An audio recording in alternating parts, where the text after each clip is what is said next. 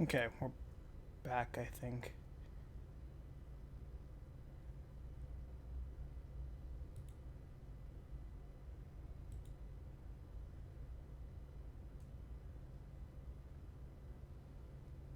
Okay, I think we're back. Hmm.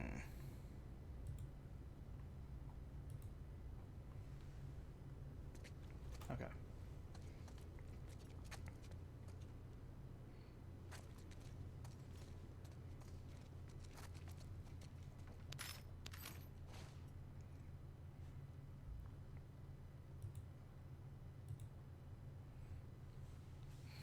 Thanks for the follow, Boo. Appreciate you. Yeah, we should be good now. Like I said earlier, there's storming in my area, and sometimes whenever there's a flicker, things get bad. And that happened earlier. I actually lost power for like half an hour at one point. That's why I couldn't record earlier. But we seem to be good now.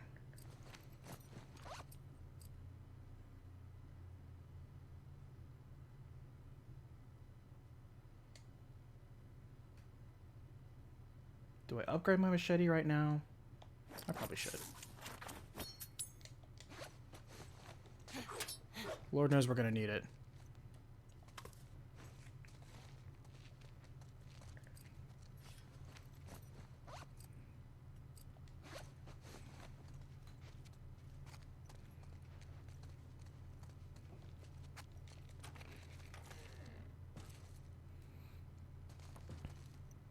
But yeah, Boo, are going up. People are going up with the shirt physics. Okay, so you're allowed to go on about shirt physics if and only if there is zero instance of Letty. How are you? Uh, if you're looking to support me in general, it's better to watch this on Twitch. But I'm experimenting by also having it on YouTube because more people who know who I am are on YouTube, obviously, and but I get more direct support from Twitch, so it's ironic. And so at this point, it's an experiment to cultivate both communities. That being said, uh, I plan on kind of mixing things up a little bit where if it's like a newer game that I plan on playing, I'll play it on both. But if it's the usual backlog Battlefields, then it's going to be just Twitch exclusive. Huh. David, let's see. What do I think so far? So I think this game's only okay. I think it's just an okay game. It does some things well, it does some things not well. I think it's just an okay game so far.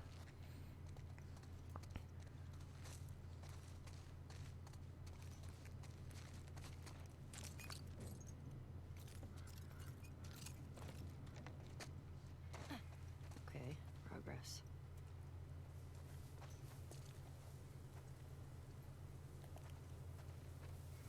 I know it's not a profound statement to make, Samir, with is it worth the money? Okay, that's a bit more of a poignant question. So right now, if you were to ask me, hey, is it worth buying Last of Us 2 or Part 2? I would have to say right now, no. This is not an essential game for you to play. But wait for a discount. But then again, I'm only about 13 hours in, I haven't beaten the entire game.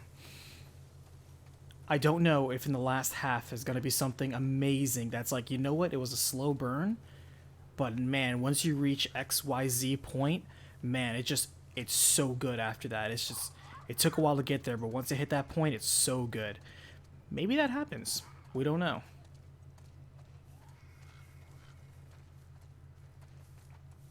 What I can say is that the product so far hasn't justified itself in terms of being like a day one pickup unless you absolutely want to. Actually, I don't even know why you would want to. I guess just because you love the concept and the franchise so much.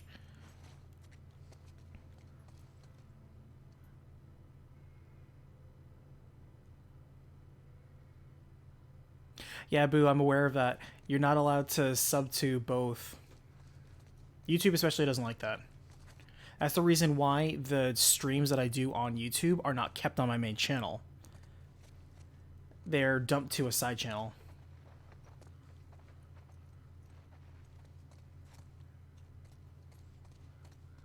So that's why I mainly cater to the Twitch community for the streams, and the stream dump itself is on a separate channel of YouTube that's not connected to my main channel. So they can't really say that I'm doing, because I'm not streaming to the same subscription base. Feel her love.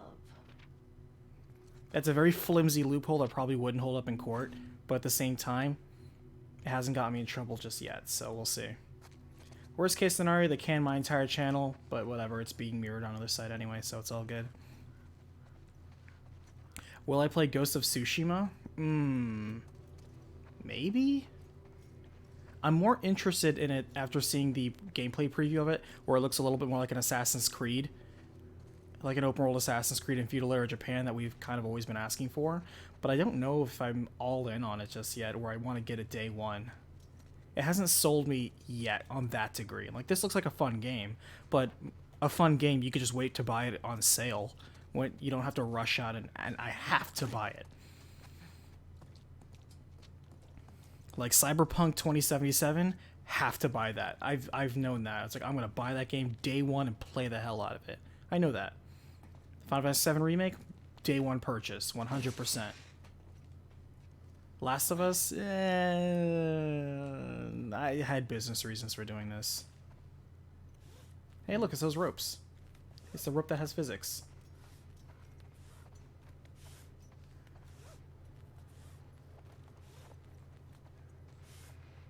Damn it. There's some good stuff in there.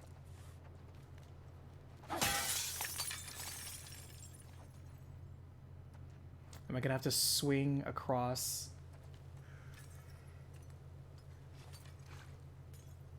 Actually, how would I get across there? Is there an anchor point? To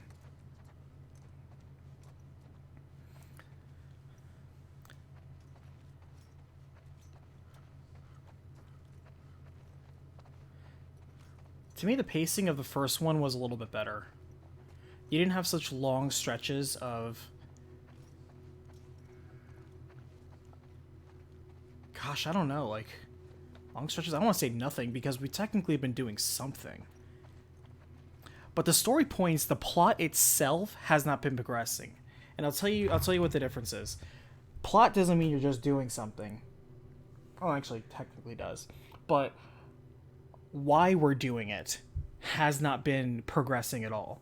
Like, this entire time, for the last entire chapter, for the last almost 7 hours of gameplay, our entire objective has been, let's find Tommy, who got ahead of us. That's been our only objective. Yes, we've learned a couple things along the way, like we learned of the scars.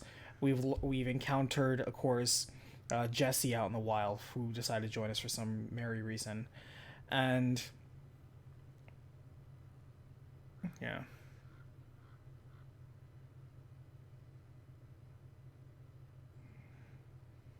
But it's, you know, it's different. Final Fantasy VII Remake is an interesting point for some people. I'll tell you where I stand on that boat. Even though I grossly disagree with the business decision to split it into multiple parts, I do not like that. I do not like that at all. At the same time, for what I have so far, I enjoy Final Fantasy VII Remake more than the original Final Fantasy VII for the parts that have been covered. That's where I stand on that.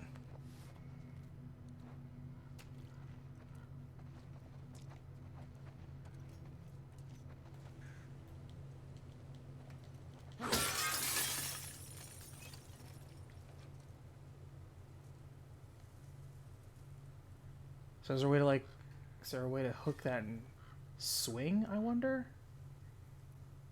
I don't want to, like, waste a bullet and shatter that glass. Yeah, because the Midgar section of Final Fantasy VII is obviously more well fleshed out and done better in Final Fantasy VII Remake. So to me, I enjoy that factor a little bit better.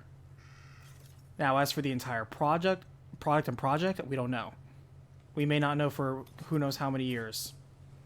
But as it stands right now, yes. And I'll tell you specifically why.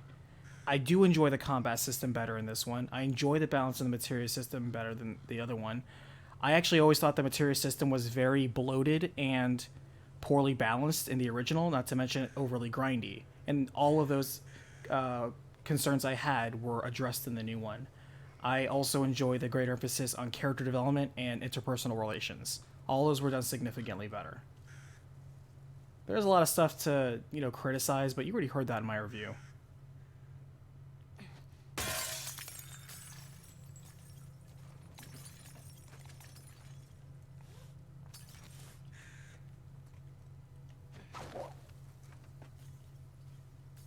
I guess I gotta throw a bottle through there too.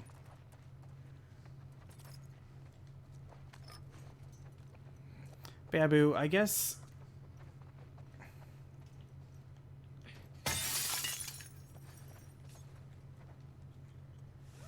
But right, to each their own.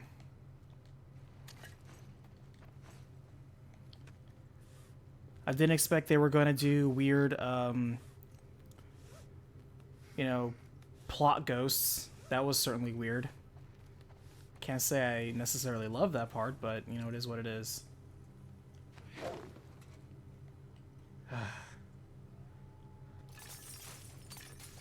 What was that about amazing rope physics?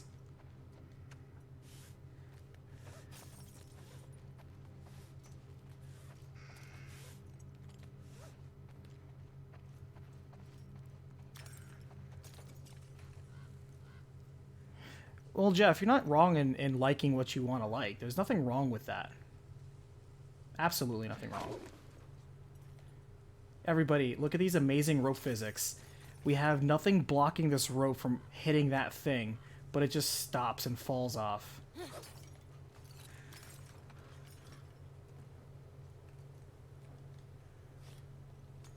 So I can't just swing to that other side, I guess. What am I supposed to do? Is this anchored here? I guess maybe I can... Can I rappel down?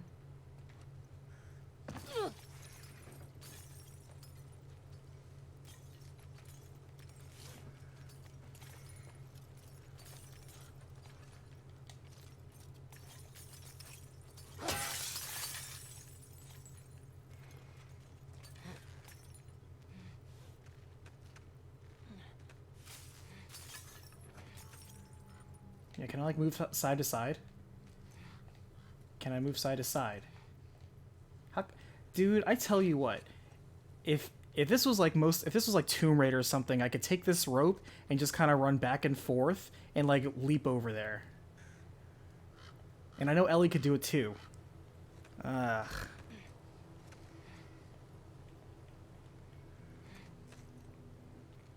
This rope is key to getting over there, I know it. Look at this rope physics that everybody loves. Oh my god, you joking me? I can't throw the rope over the pipe. That bothers me. Maybe I can throw it from down here?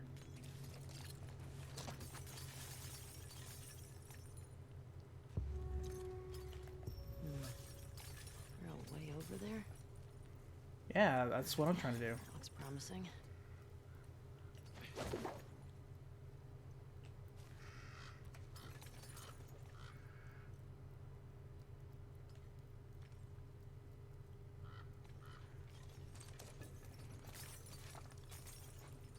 I swear, if this thing makes me throw the rope over that hook, break the glass and throw the rope over the metal bar. See, I tried throwing it over that metal bar and it didn't let me. If it lets me throw over that specific metal bar, I'm gonna be a little bit upset. Because again, this game is offering you freedom, except when it doesn't.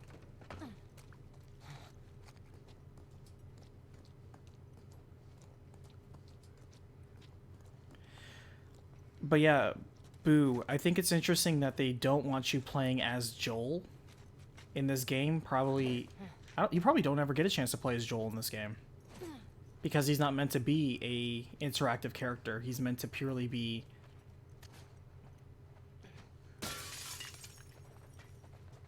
He's purely meant to be the support character.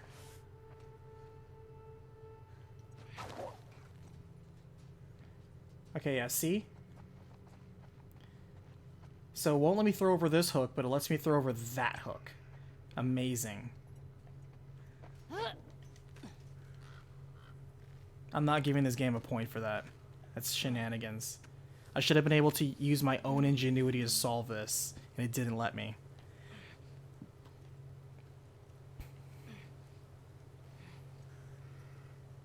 I don't want to hear anybody saying that you have the freedom to solve things the way you want, because you don't.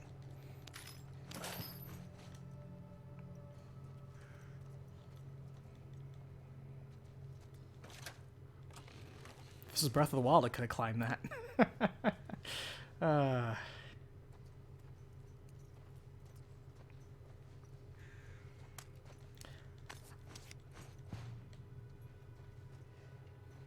Yeah, saying what I was saying before, it would not surprise me if this game has the plot progression of Hamlet.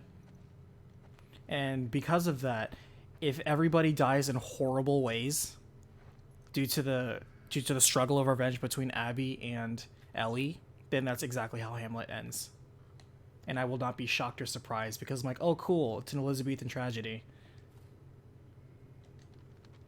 It's a writing thing that's existed for 500 years. Man.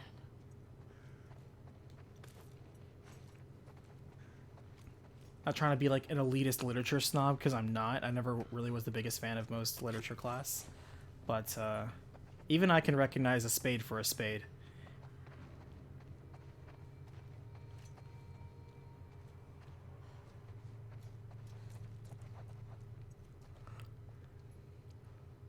Wendy, giving too much credit to them. Yeah, I know. Maybe I am giving too much credit into that. One thing I'm thinking about for the recap, though, is if there's more flashbacks, like we've had 2 so far, we might have even more. If these flashbacks are more common between Ellie and potentially even Abby, then I may have to redo the recap in a chronological fashion. That way the story flows. Because it's not exactly a revelation so far, any of the flashbacks. It's not like, oh, I have a flashback and suddenly a story point is being revealed to me. All the story points so far in the flashbacks have just been supporting arguments for how the character is emotionally feeling at that time. And because of that, I think it's safe to put in chronological order.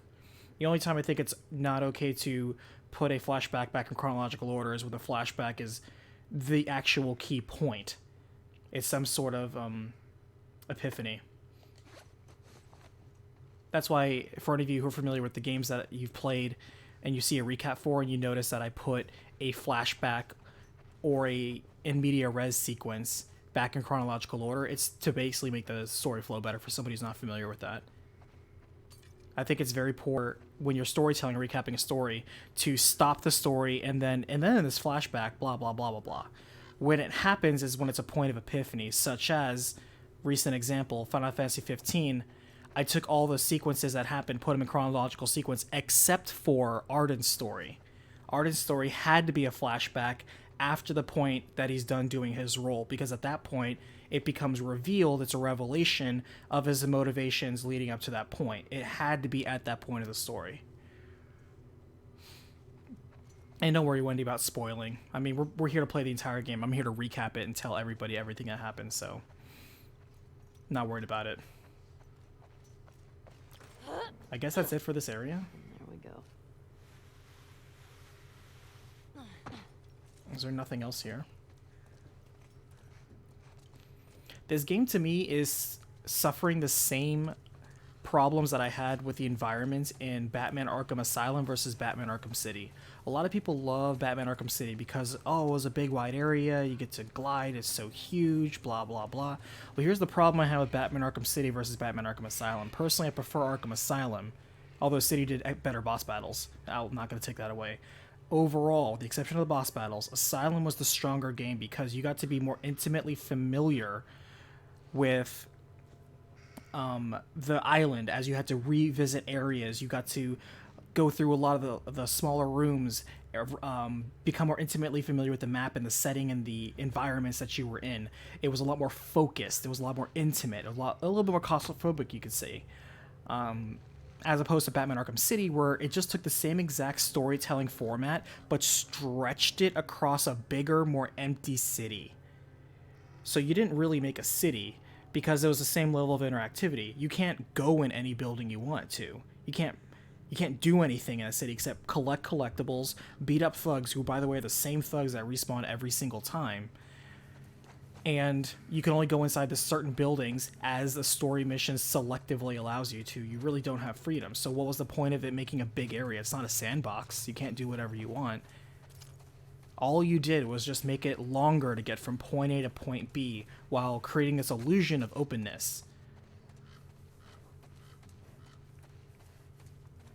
But in doing so, you lost that familiarity, that intimacy of the environments gained from having smaller, more focused environments. And I feel that's where this game took a step back. It got allured by having more wider open areas, and people said, a lot of your areas were very narrow.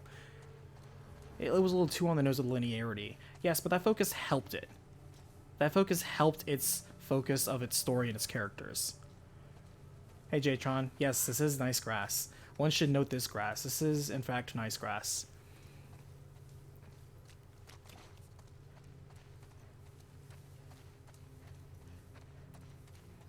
And during those wider open areas of nothing to do, you had no choice but to enjoy the banter between, say, Ellie and Dina. Which, like I said, the entire point of the entire chapter was to develop a relationship with Dina, and you as the player become more familiar with her and have an emotional bond.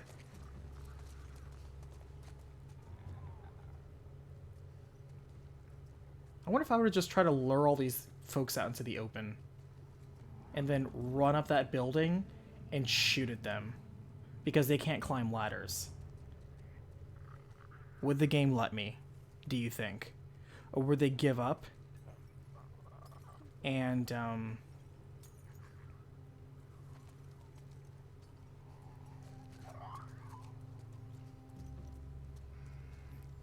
about we test that? We're going to test to see if the game lets us take advantage of its open environment. Come and get me. Come and get me, I'm out here. Come and get me, I'm out here. There we go.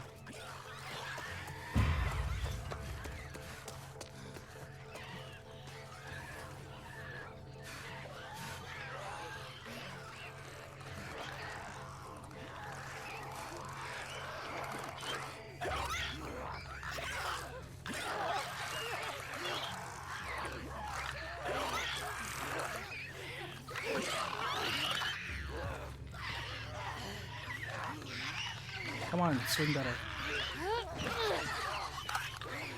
They can't get up here because the only way up here is a ladder.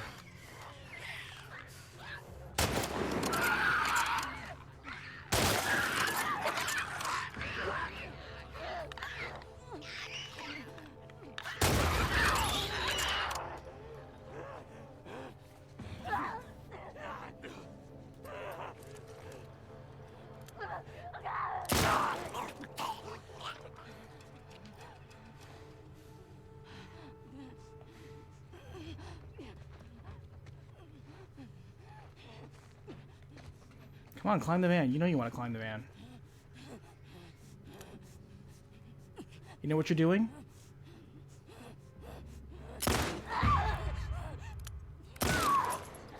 She was trying to go back to her patrol point because the AI didn't know what to do because it couldn't pursue me, and so it just went back to its patrol point. But hey, you know what? I was allowed to solve that problem the way I wanted to. Thanks, The Last of Us Part 2.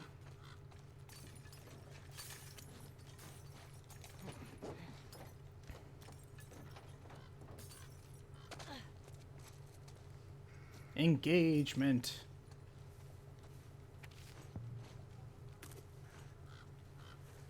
Ooh, WLF target list. This actually sounds interesting. Okay, game. Seriously? Look at this. Look at this engagement. Revolutionary close and rope physics. Collision detection means what? Yeah, I know. Watch Boo. They all. You're right, Boo. They're going to. They're going to reset.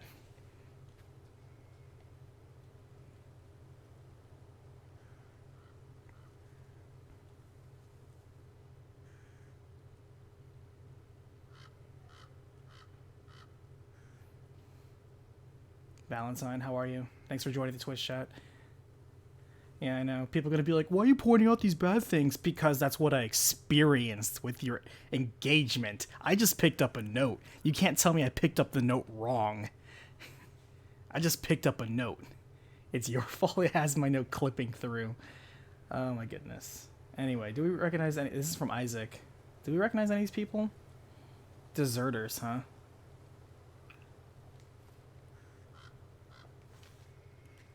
Cool story. In fact, I'm going to make a timestamp of that because I'm going to make fun of that in my potential review.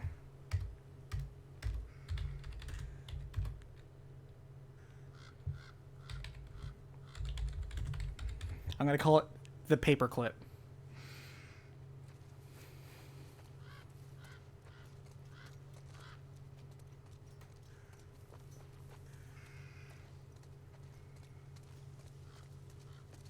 Oh, was that a second part that I didn't go to?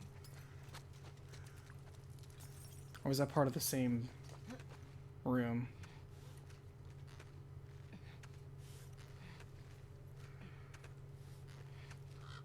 That was part of the same room. All right.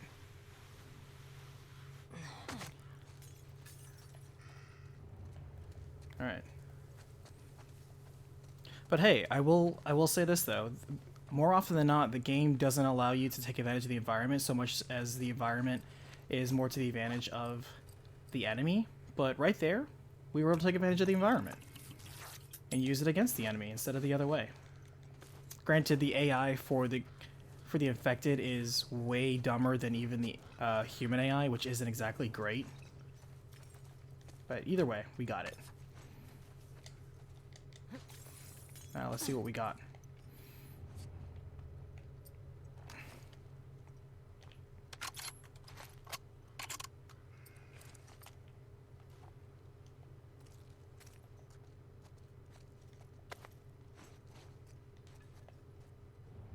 Because you never know. As we've just learned in Hillcrest, just because you think you cleared a room, that will not stop the game from spawning 4 dudes on you. Just because it feels like it.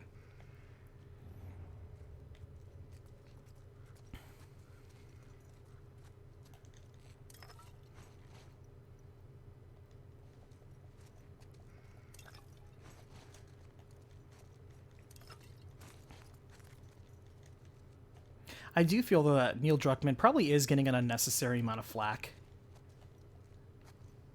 I mean, I don't know if I'm going to feel that way 10 hours from now when maybe we'll be done with the game. I don't know. But it's never really cool to dogpile on a director or writer. We'll have to see if it's bad though.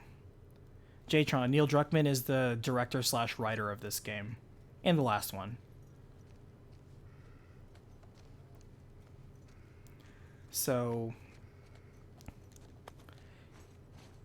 just because you don't like something, whatever. That's one thing. But if it's legitimately bad writing, that remains to be seen.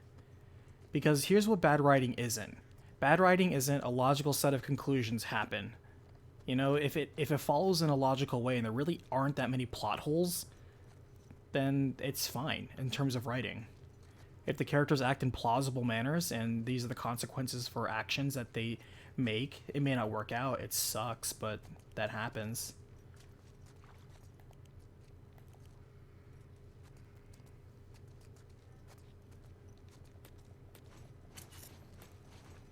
There's that classic Ellie arm phasing through the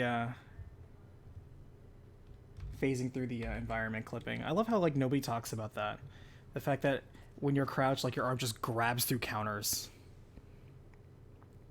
Yes, you can absolutely say, hey, the trailers were lying to us. They portrayed scenes in a way that played out differently. You are absolutely correct. That is exactly what happened.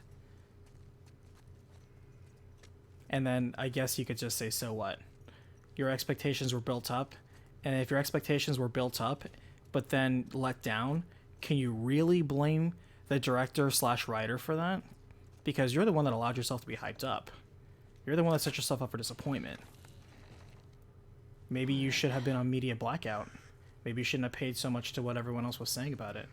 Maybe you should have just ignored everything and just experienced the game fresh without having any input. I'm not telling you how to enjoy your game, but if you hype yourself up and then deflate yourself, it kind of sounds like it's a self-inflicted problem. I've fallen into the same trap myself. I've gotten burned. And that's what I learned. Hey, you need to take everything you see before the game actually comes out with a grain of salt. Maybe 2 grains of salt.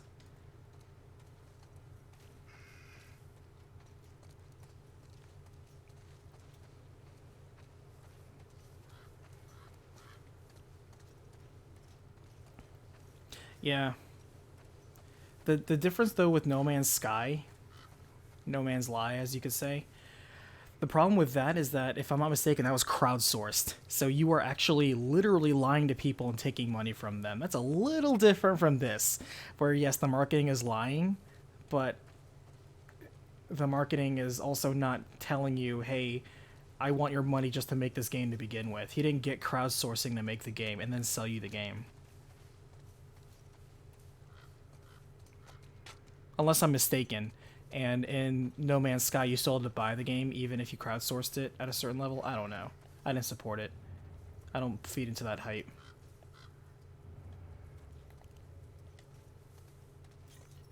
Oh, I thought it was crowdsourced.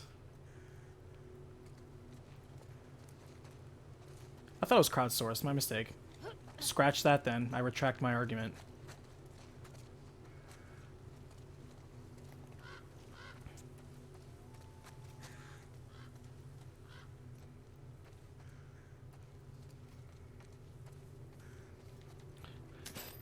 I'm with you, Aiden.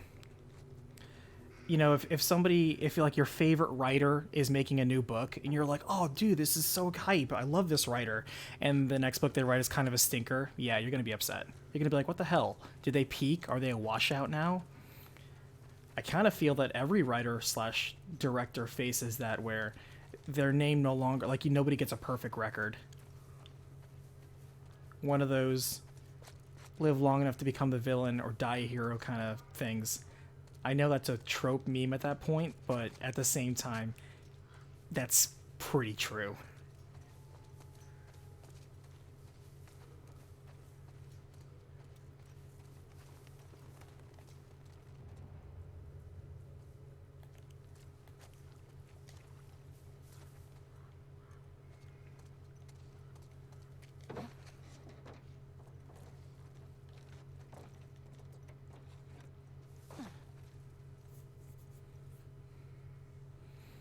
Wendy, when you said Avatar, I'm like, are you sure Avatar is regarded as a godsend? I mean, yeah, it was super hype when it came out, but I think that's because, people were just really impressed by the visuals at the time. But then you're talking about Avatar: Last Airbender.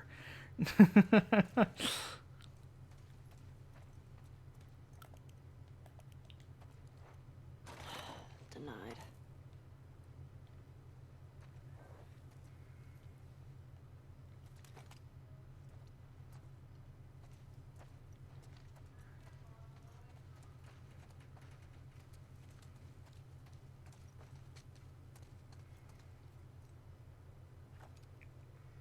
I would say in the case of, I would say, Jeff, that the Polarized might be more accurate. I saw Avatar with friends in like IMAX, and I was like, this is okay. Yeah, it's visually appealing, but it's just okay. Like, the characters are tropes, the story's predictable, and the action's okay. Like, it's an okay, movie. It's not terrible by any means, but, it ain't God's gift to movies. Who did Avatar? Was it Spielberg? Did Spielberg do Avatar? Is he the one who's trying to make like 7 movies and make it a franchise? Oh yeah, I'm talking about Avatar, the Blue People movie, not Avatar: The Last Airbender movie, which I did also see that in theaters, and Jesus effing Christ, what a mistake. Okay, whenever there's a basement, there's infected.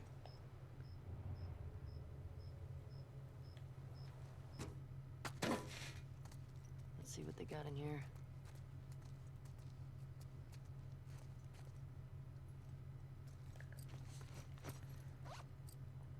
Man, we are literally full up on everything.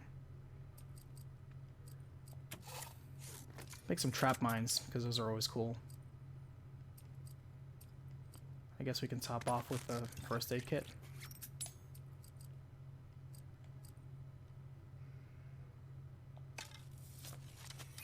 Make some arrows.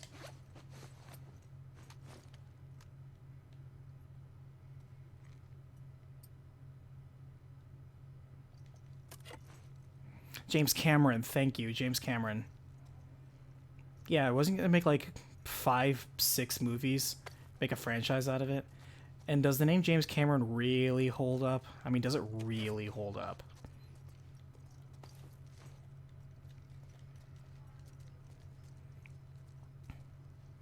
Yeah, Jatron, the common trope is that it's Ferngully space. Not really wrong. And yet that didn't stop it from making a shit ton of money. Huh? I actually expected a whole bunch of people to come attack me. Alright, so this place is trapped then.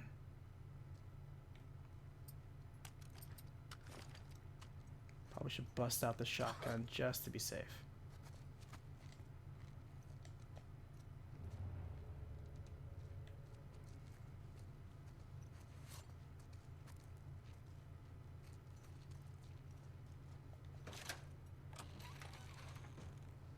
Alright.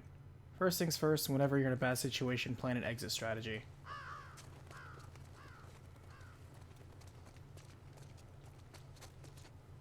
Not too many options here.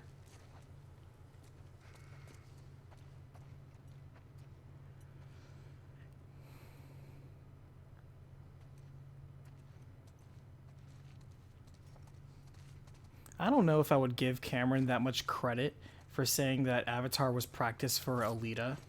I think he just took what he learned from that experience and made Alita. I think that's a little bit more believable. Because Avatar was, what, 10 years ago? 15 years ago?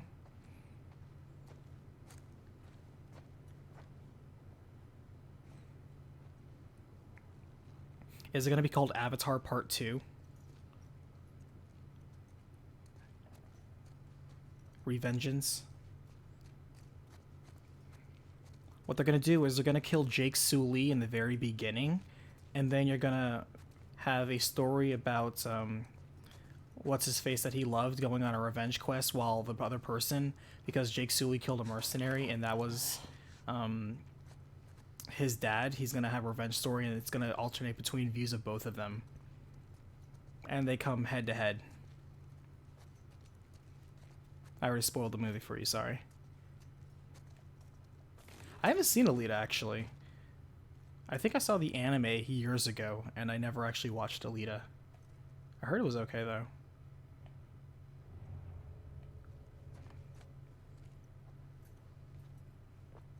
It's gonna be called Avatar Remake.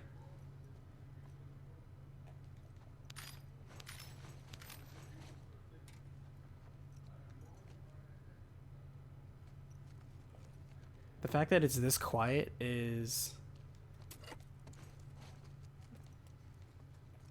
interesting. It's unsettling. The city's still filled with supplies. Somebody's growing this, all these hydroponics, storing all this rainwater. Are we gonna run into those abandoned, or those people that abandoned?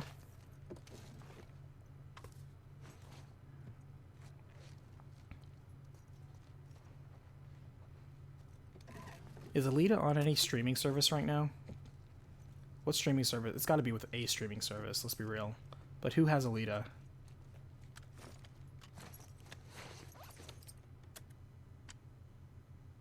Oh, we have a lot of stuff. Oh, that's right, we never upgraded our... Oh, what the? We're not going back, understand? Oh, this was cool.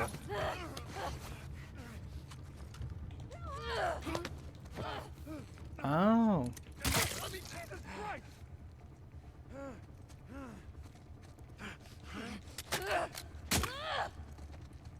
All right.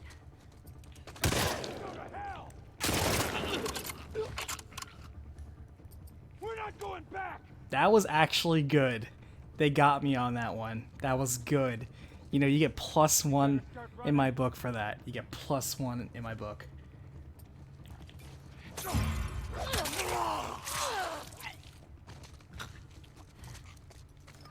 That was good. You got me.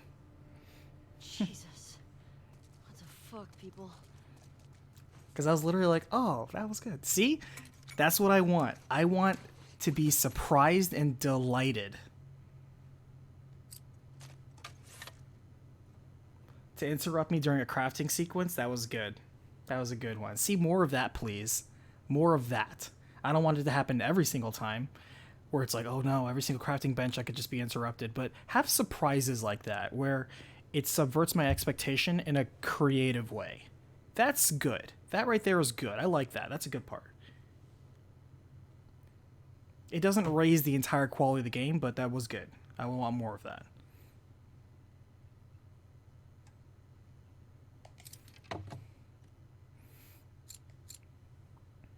Welcome back, MMA, by the way, and also BRB, I see. Voodoo has Alita? Okay. Is it only Voodoo? Actually, all these upgrades for the bow are good.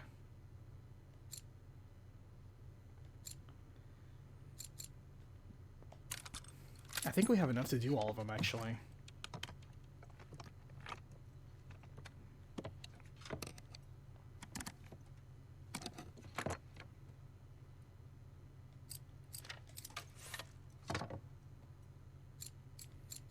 Yeah, we have just enough to do all of them. Sweet. Yeah, Jarius, that's always been my biggest complaint, is that the AI is still really, really stupid. Oh, is it on Prime as well? Okay, good. I can get it if it's on Prime.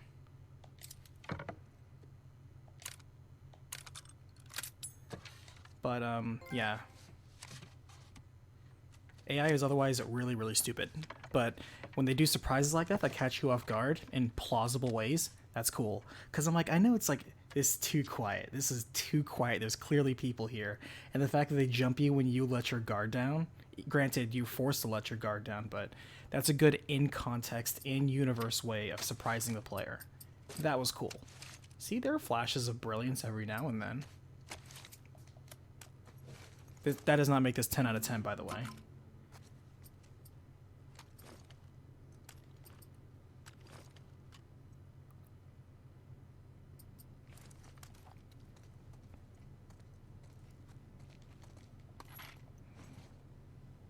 I remember the E3 demo of The Last of Us 1. That's what got me unnecessarily excited for it, because they were talking so much about the advanced AIs and all the interactions you could do with them, and then of course that was just a giant pile of shit.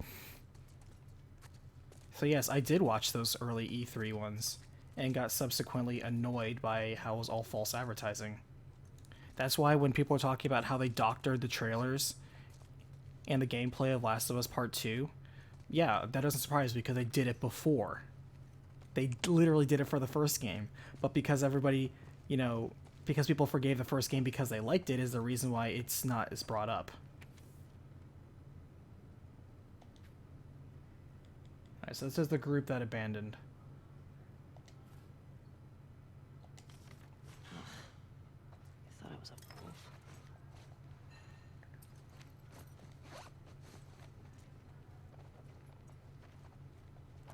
Oh, we got a skill magazine. Sweet. Be good. Nice. That makes it worth it.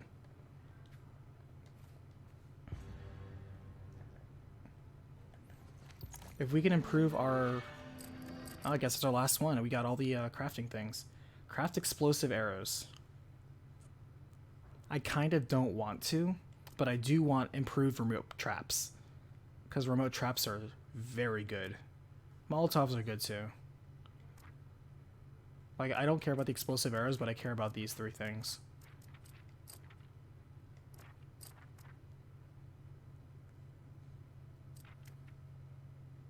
I do want greater listen mode too. But plus 50% range doesn't seem that big. Yeah, Phoenix, I always think that...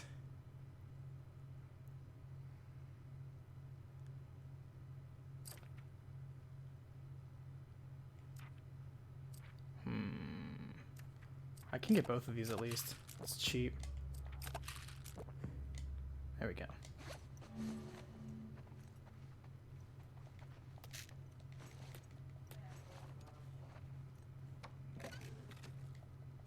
Pills here. The fist lasers. Are you talking about the ARMS Smash character? Oh, you're talking about Alita, I'm sure. Never mind. Speaking of Smash characters, I was actually really pleased that it was Min Min. Because she was definitely also my favorite ARMS character in that roster.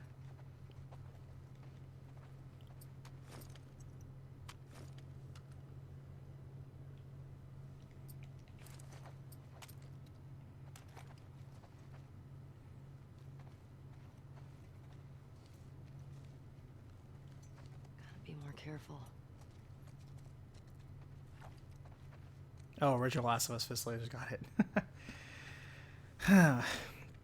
To me, when it comes to games, there's always room for improvement. No game is without flaw, but also, no game is without redemption either. So there's no such thing as an irredeemable game. There's no such thing as an irredeemable game. There could be absolutely trash games, there could be unplayable games, there could be broken games. There could be ridiculously unplayable, boring games. But there's gotta be something there. And I'm not talking about the broken, like, tech demos that people call games. A game actually needs to be a playable thing.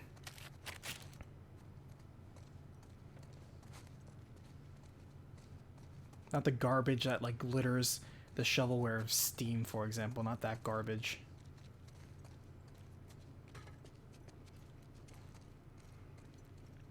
Even Fallout 76 has people that like it. I know 2 people that like Fallout 76.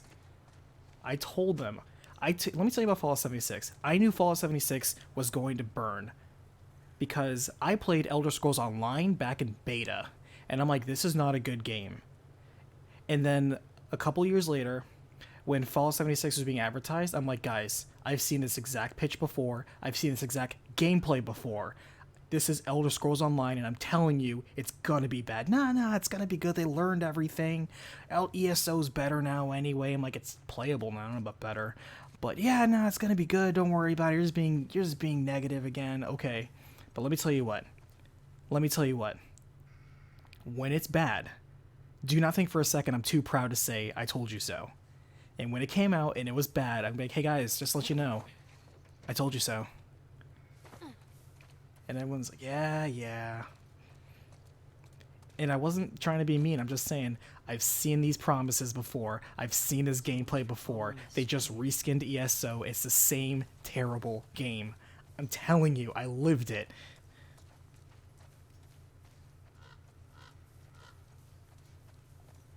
All right, I think we're about all funned out here. I guess we have to go through here now.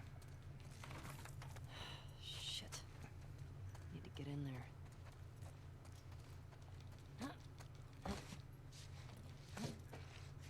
All right.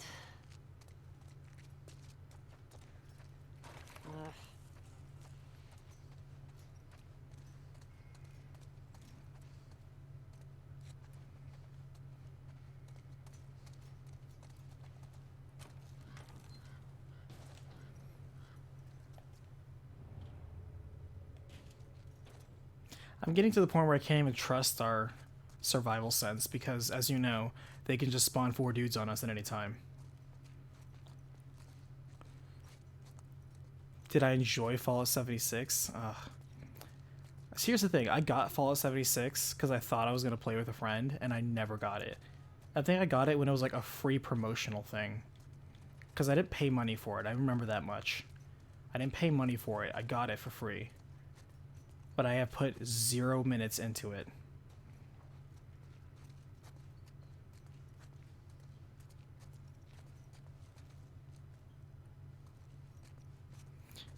Bard, you know what? I would rather be playing Bloodborne right now. I 100% would rather be.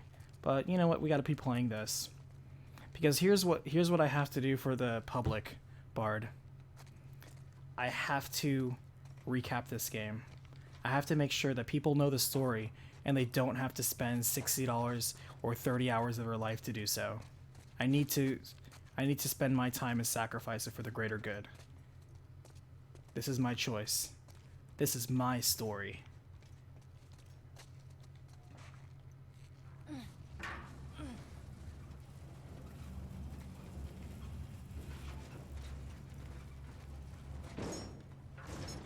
Alright, so let's plan this out.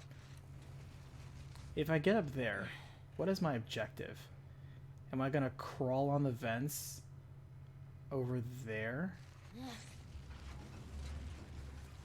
What's my end game?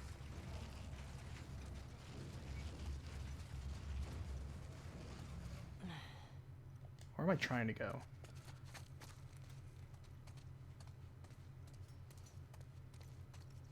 Because I could go up there, but then where do I go from there?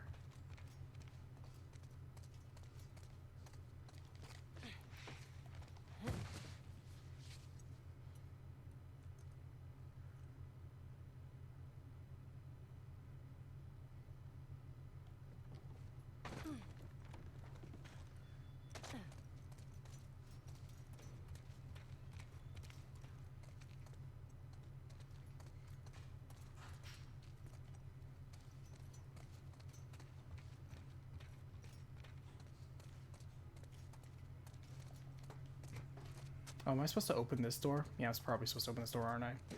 Okay. Damn it.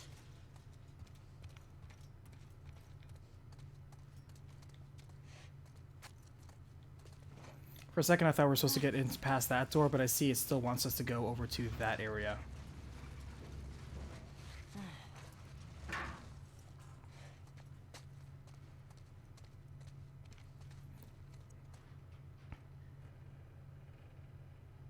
That's cute, Boo. Titus.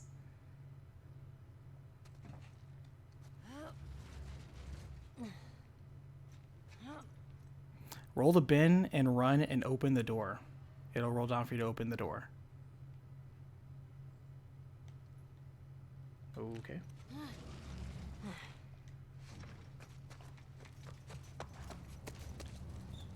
Oh, come on, come on, come on. Yes. Actually worked. First try. That's pretty smart, Ellie.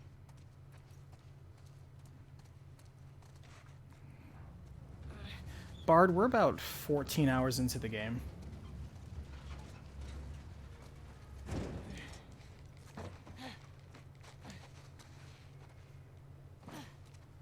Okay.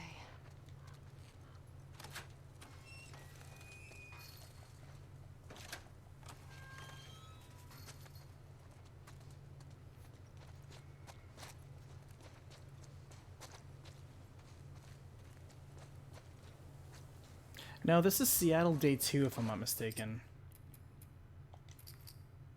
Yeah, see, Seattle Day 2.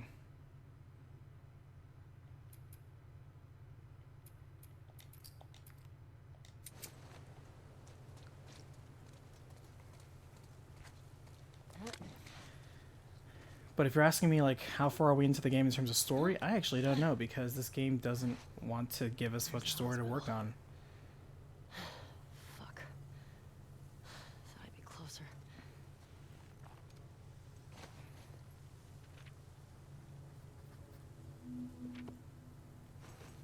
We're halfway? Yeah, that's what I figured. Because people are saying this game's around, like, 20-something hours long, so I'm like, yeah, we'll probably... I also remember I take breaks to write things. Not like I take that long to write things, but, you know. I semi-explore as well. Although, it looks like we have all the skill manuals. So there may be less reasons for us to explore.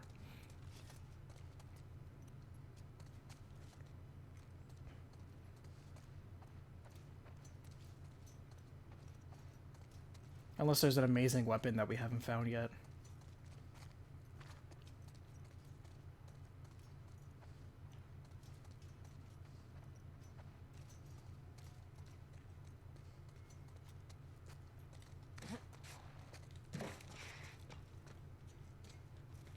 Is that a ladder right there? Oh, I thought it was a ladder. No.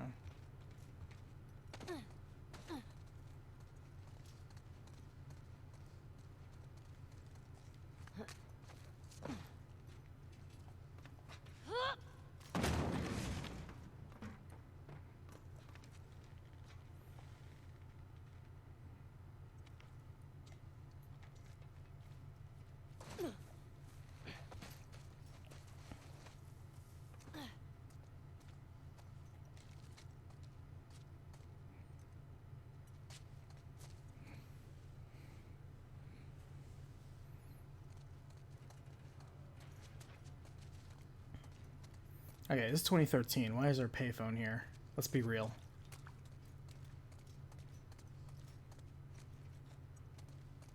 You think anyone at convention carries change? Yeah, right.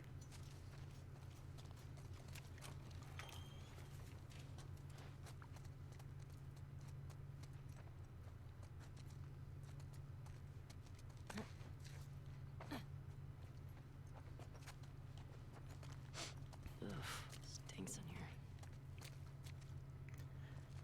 So far, the skeleton that I have for the review that I'm co-writing at the same time. Oh, do we have enemies in here? No, something's killing things.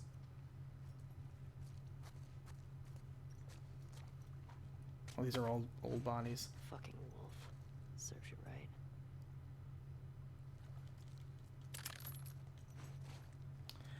Is that when you grade a game on what it does, you have to take a look at the context of, okay, what does this game do and how well did it accomplish it? This game has three major things going for it. It focuses on exploration, combat, and story delivery. Those are the three things that it does. How well does it accomplish each of those things? So to me, oh, thank you so much, Valentine. I appreciate you.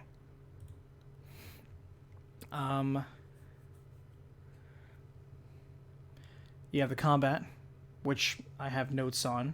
Then you have the environment, which I have notes on, which includes traversal, the usage of the environments, elements that they've added that are interesting. And then, of course, you have the story delivery, which we're still in the middle of dissecting, so we'll see.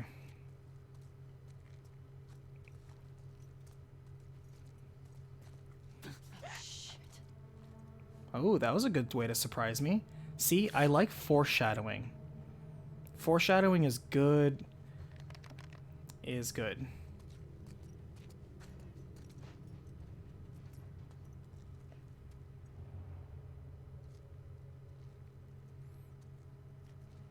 All of a sudden, the game decided to get smart with itself.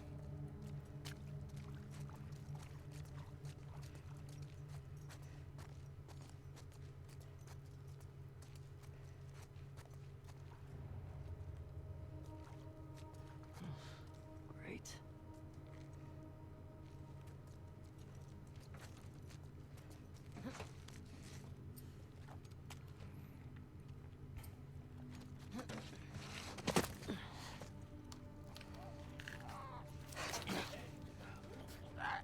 Stalkers. Fuck. Need to find a way out of here. Wow, they changed stalkers. Stalkers used to just stand there, and therefore they wouldn't show up on your radar and just surprise you around corners. But now they kind of made them into these silent hunting types. Fascinating. Shit. How do I get outside?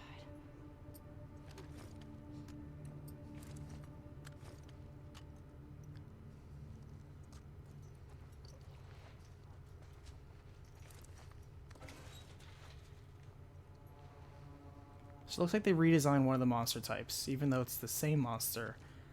I think because nobody really remembered the stalker as much as they remembered runners, clickers, or bloaters, because technically stalkers were in the last game. They were just used in such a forgettable way. It looks like they redesigned them. That's a good intro to redesigning it. You actually could have gotten away with it where if you had just made it a new monster type because it acts so differently, I would have forgiven you. In fact, you probably should have done that because now if it's so different,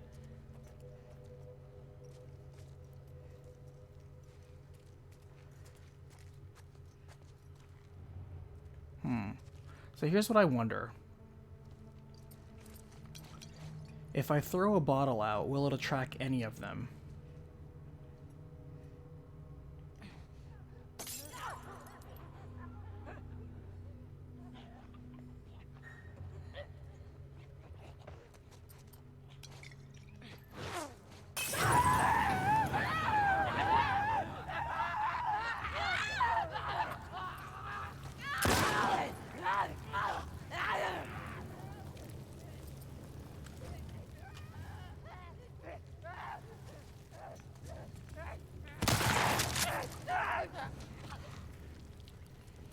Alright, the answer is yes. because I could just wait for them to jump me around corners, which is what their job is. Or we could just, you know, fight them on their own. Yes, so that was effective. Alright. Let's go with the old shake and bake. That means we're going to need some more Molotovs.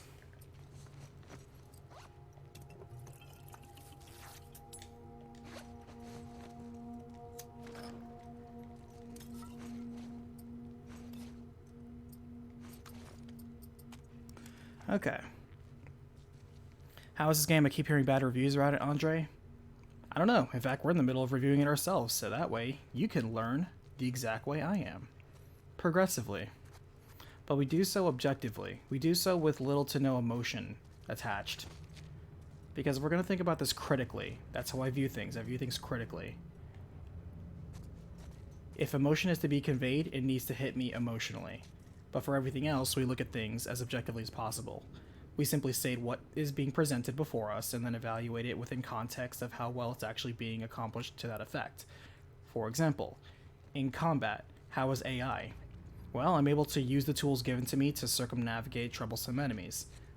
You gave me a noisemaker, I threw the noisemaker, the enemies came, I threw a Molotov, it took him on fire, I surpassed the encounter. Alright, good job. Your combat system works as intended. Did it do anything surprising to me? Not necessarily. Things operate within the way I expect them to. It doesn't exceed my expectations, because at the rudimentary sense, the AI is still simplistic to where if I know they follow two specific rules of engagement, where if they hear a noise, they will come attracted to that noise. If they do not hear a noise, they will retract back to their default positions. They follow one of those two behaviors. Because that has never evolved, and that has never changed, it means that once you fight one of them, you fought all of them.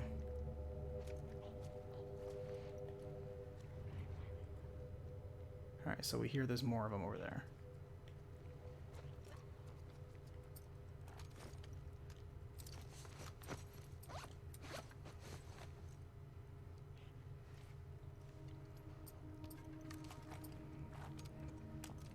But yeah, you know, keep in mind if you do want to watch my playthrough, because keep in mind my playthrough is going to be a little bit different because I'm also taking notes sporadically as story happens so I can flesh out a recapitation.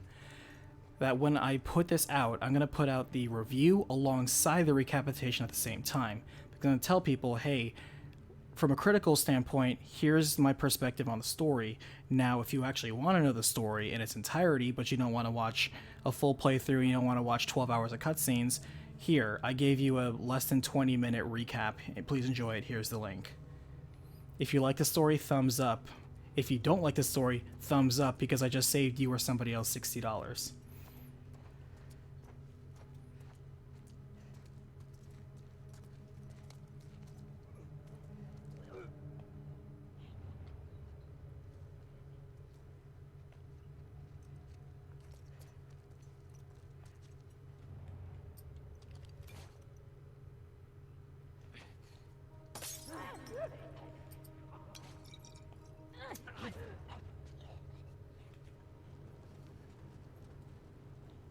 Okay, game. They almost came for the bait. But at least I know where they are. Thanks, Valentine. I appreciate you enjoying the playthrough.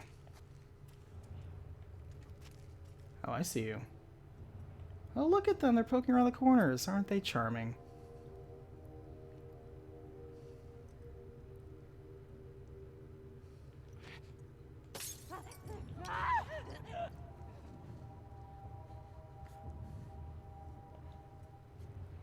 Okay, game.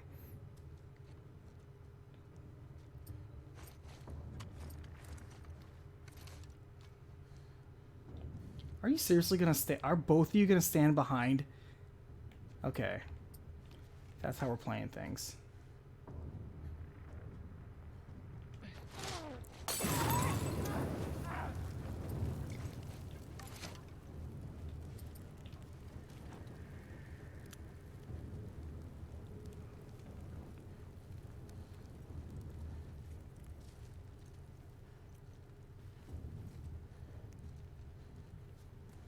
They legit are okay. Well, I take that back. The AI doesn't want to obey by its rules. It wants to cheat.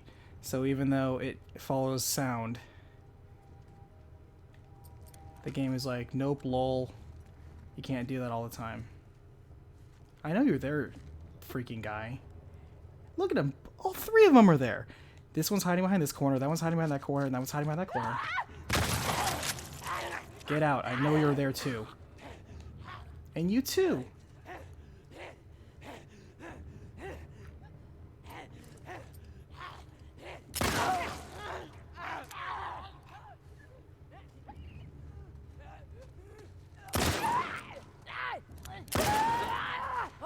Get out. You're still there. I know you're there.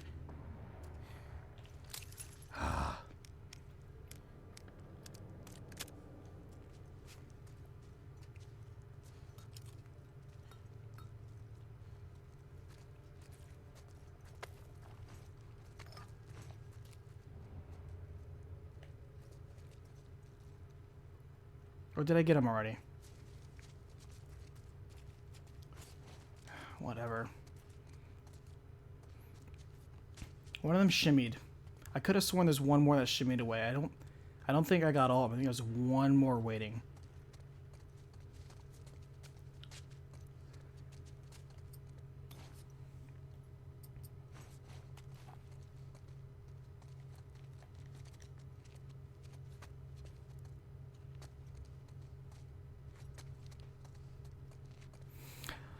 Lucas says by far the worst character is Abby because how they introduce her and how they want the player to feel for her is just dry and wrong, and they force this weird narrative.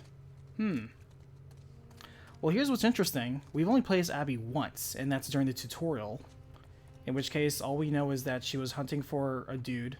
We find out very quickly the dude she's hunting for is Joel. She kills Joel, and then the revenge story of Abby begins. We haven't seen, or for Ellie begins. We haven't seen Abby since. At all.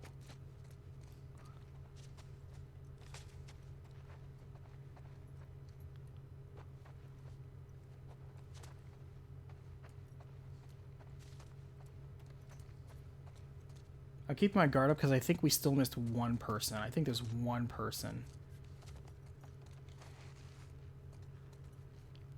But I don't hear them chattering. They like to chatter. At least they're kind of doing what they did in the last game, which is... Oh, let's break this glass, see if anybody comes out.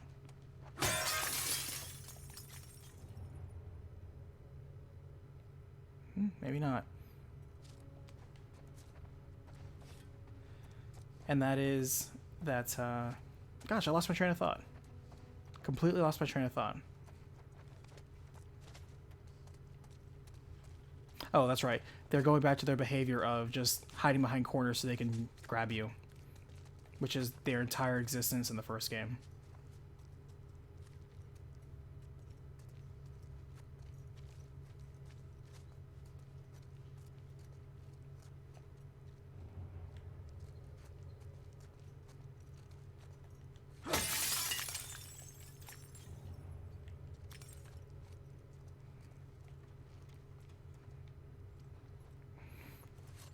I'm going to keep saying it periodically because I want everybody to know this is where I stand. I think that this game is going to end similar to how Hamlet ends. That's my running theory so far. I'm not saying that Neil Druckmann was trying to recreate a post-apocalypse Hamlet, but I do think that whatever clever writing he thought was being done has already been done in the, a much more effective way, which was Hamlet. You spent 3 days as Ellie and 3 days as Abby, Valentine? Oh, interesting. So I'm guessing at some point... How do I get out of here? I'm guessing at some point we switch over to Abby.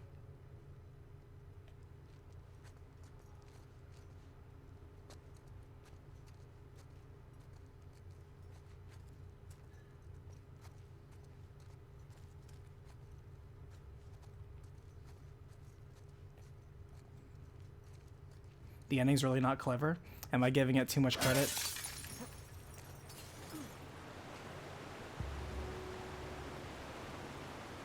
Where's the hospital? Much farther. And I hope that when I jump over this, the railing doesn't give way and I end up tumbling into the water below.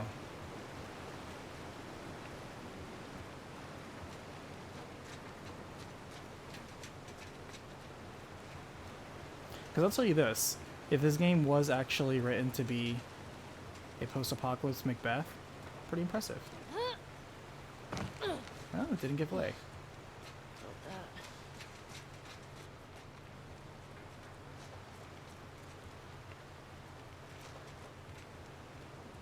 Can't get to the street from here. Gotta go back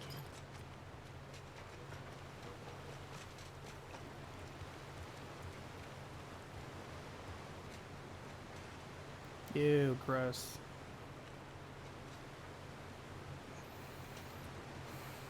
Ah, Destroyer, I didn't get to see what you wrote. 'Cause you deleted it. Okay. Head down to the street. Alright, Valentine, we do switch? Cool. Thanks for telling me. Well, we've done... Well, I guess the tutorial was just Jackson. I guess after we do a third day then, as Ellie, because this is Seattle day 2.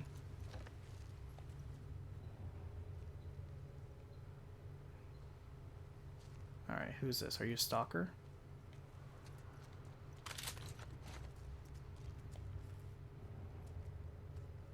Or are you just a regular infected?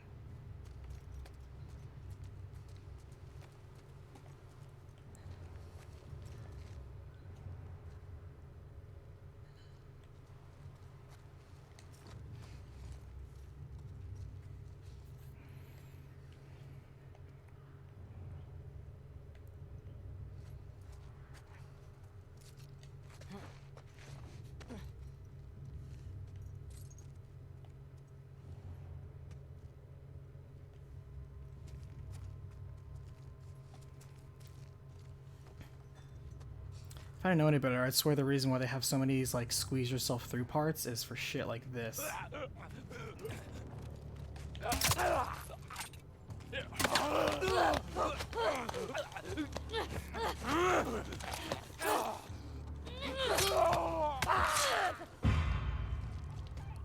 Alright, Mr. Machete, it's time for you to come out and play.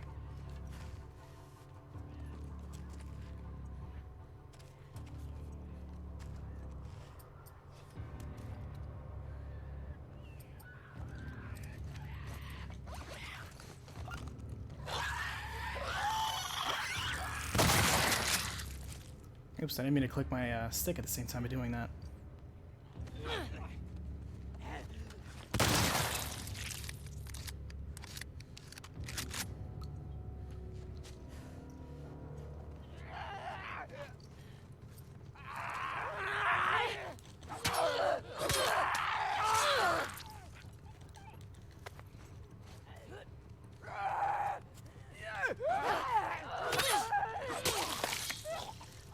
Alright, one more, Mr. Machete.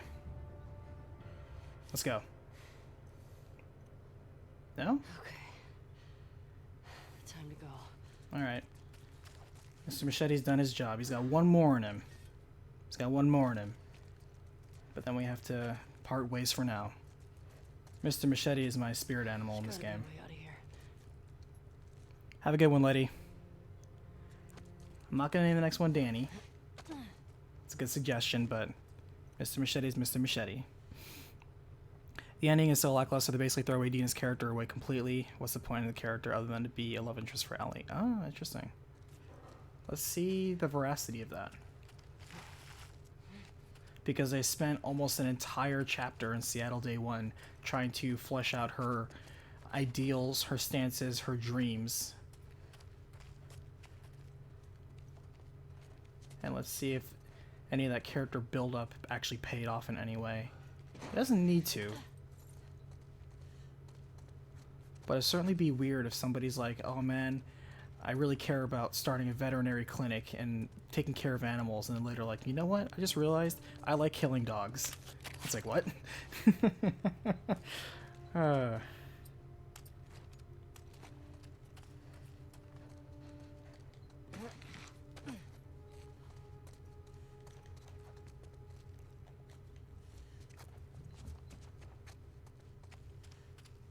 Here's what would be cool if stalkers did, is if you shot them but you didn't like blow their head off and they fell, but then they're just fake playing dead, and then when you got past them they try grabbing you again. They can play possum. That would be cool. That'd be a cool way to instill, like, oh shit, I killed him, but do I put one more round just to make sure? You know, that'd be a cool thing. That'd be cool enemy design. I know I'm not gonna get that, but, you know, if I made this game. Here we go. Oh yeah, Jeff, it's like, that's one of the things I wrote down in my review script, is that enemies, or your allies especially, Shit.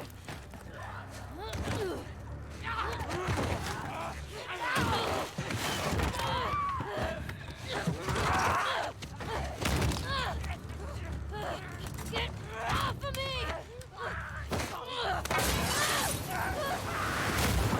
no.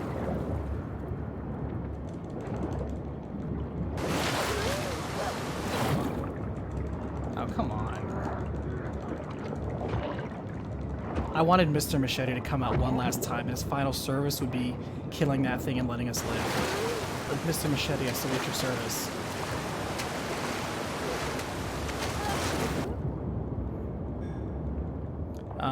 But what I was gonna say is,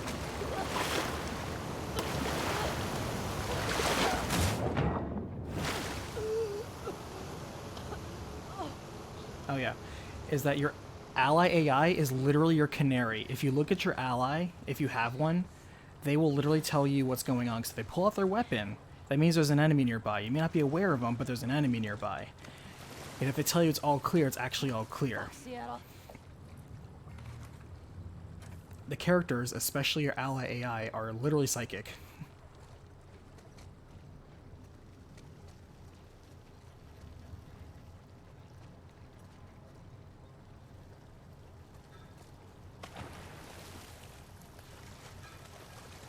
Alright, let's see what we got to work with here.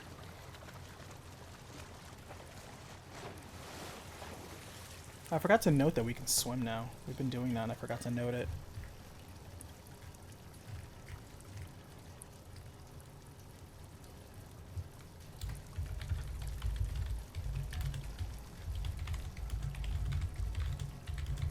Technically we swam as Joel, so swimming isn't technically new, it's just a different character is doing it now. Alright, here we go. Sewer level. You know, we were just talking about a sewer level when I was going through Sherlock Holmes and playing that, and I was like, can anybody name like good sewer levels? What are good sewer levels? Why do most sewer levels just suck? What are the reasons for it? Can we examine this?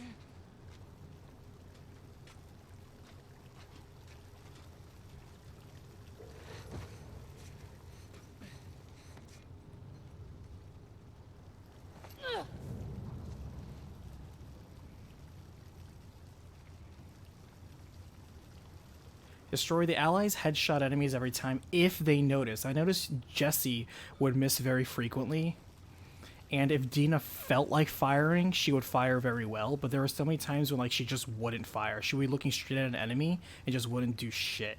And I'm like, oh my god, I wish this was like Mass Effect and I could just be like, Get me the shoulder hell button, outta here. Dina, target that fucker right there and gun him down, or put some pressure, or literally anything.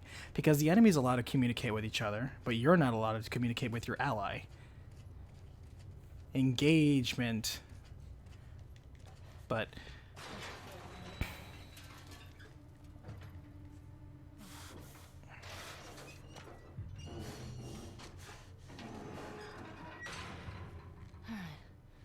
Where the hell did I end up? okay, well that was your sewer level. Brief. I guess the game heard me and was like, "Oh, you don't want to do a sewer level? Okay, fine. Here, exit."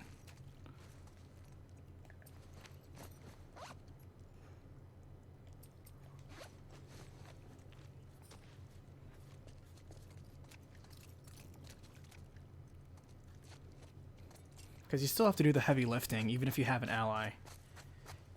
Your ally's best purpose is just being a canary and letting you know if there's enemies around.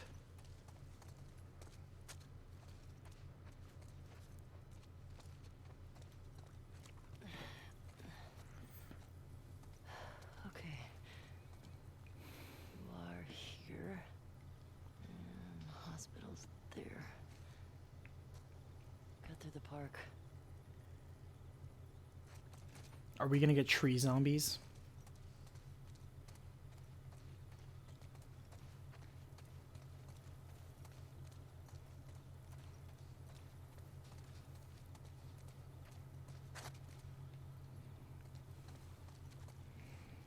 Yeah, we already passed that flashback, MMA, where, you know, Ellie was already taught how to swim.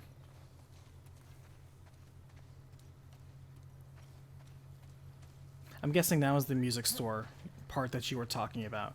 Because there was another music store thing that they talked about, but it wasn't that.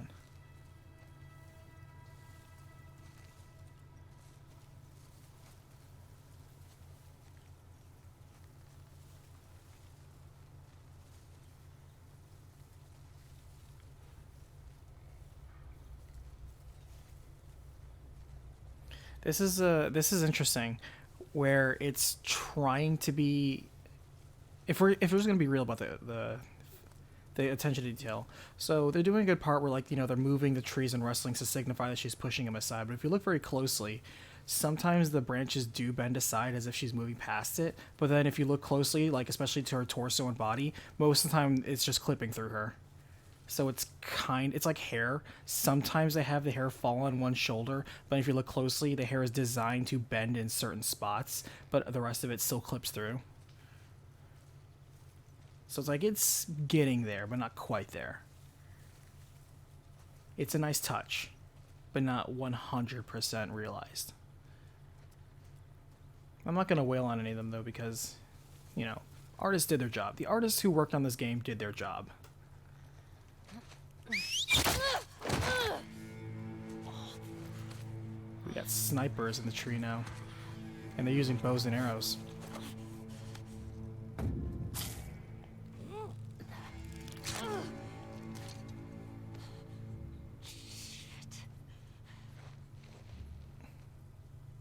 Oh, these are the cultists.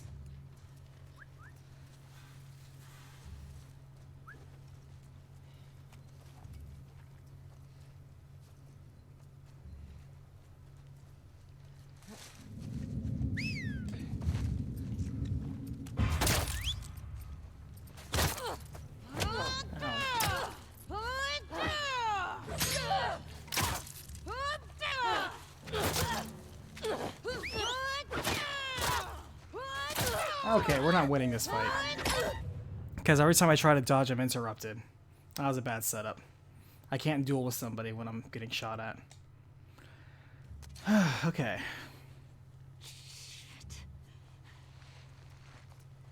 Alright, so these guys are a little bit more attentive. Gotta come at these guys a little bit differently. Nice. I was looking forward to a new enemy type. Now we have stalker people.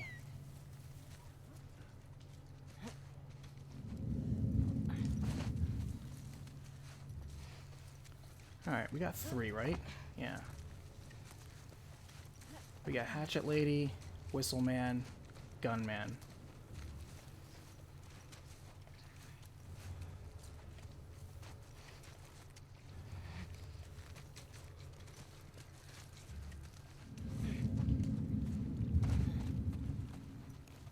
Yoink.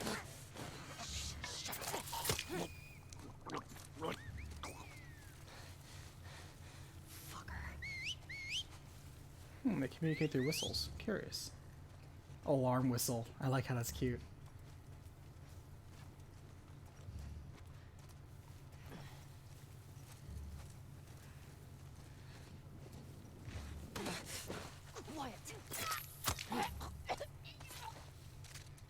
Alright, Mr. Machete, I salute your service. We are now going to Mr. Hatchet.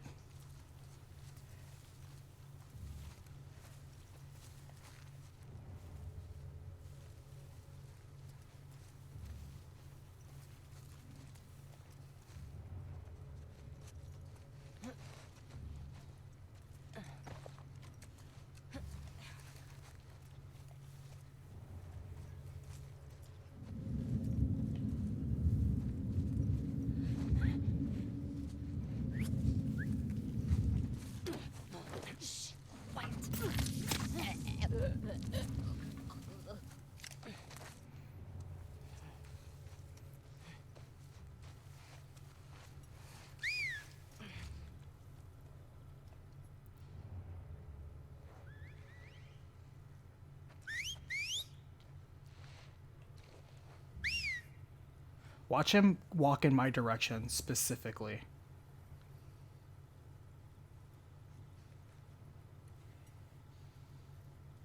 Because the AI in this game loves to rubber band. It doesn't just pick up in a random direction. It will specifically, more often than not, go in the direction you were currently hiding in.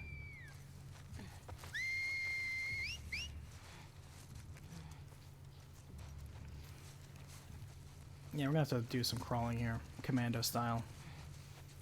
Good thing I invested in faster crawl speed.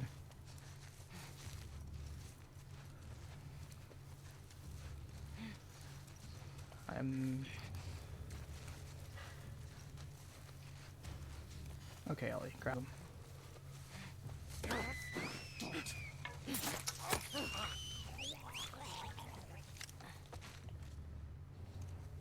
I mostly use bows, I noticed. I use silent weapons.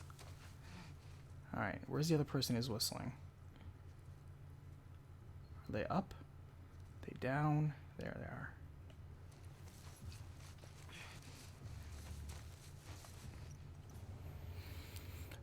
Well, I guess we have a new enemy type, which is the Seraphites. I guess they fight commando style, kind of like you. Although they're not really crawling in the dirt like I am.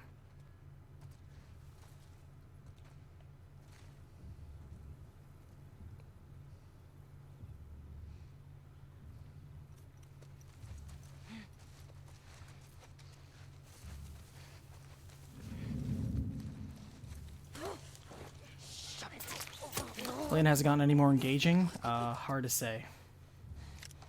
Fuck you. I think it's funny how her hatchet only has 4 durability and my hatchet has 6 durability. Yes, Valentine and Boo, we are becoming one with the grass.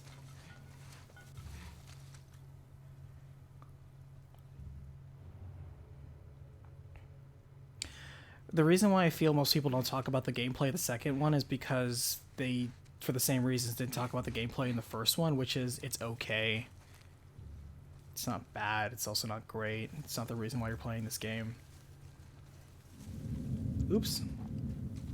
Who's looking at me? Ooh, you were right there.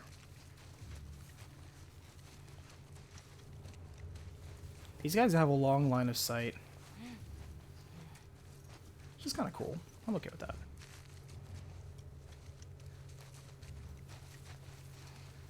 I'm curious if in their whistling they understand.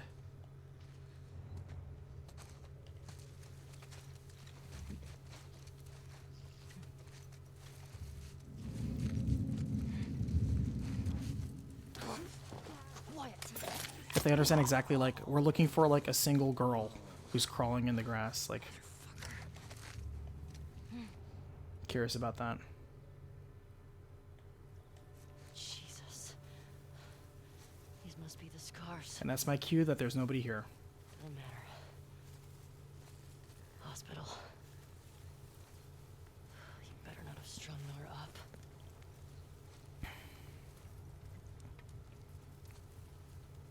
I wonder if they're gonna play that scene from the trailer where like Okay. they were stringing up somebody and to the stabbing him. hospital.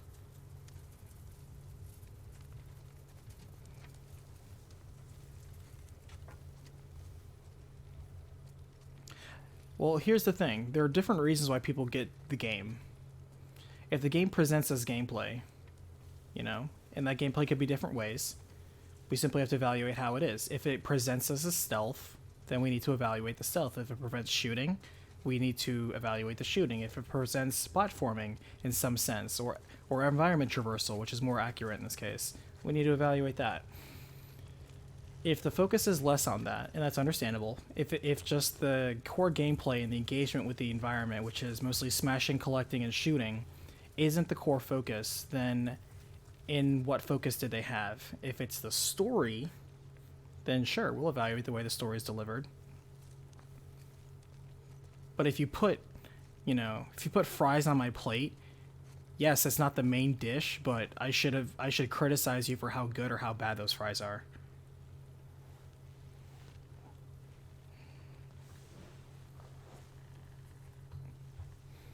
There's not MMA. You're passionate about it, and I get that, but there are a lot of people that have game of the decade perspectives. There's not a definitive quote unquote official one. Everybody has game of the decade list. Also, I like to point out to people that when people said you can't do game of the decade this year, you have to do game of the decade last year. Technically, you can do game of the decade every year because every year has had 10 years before it, and so it's always a decade. If you just want to be specific.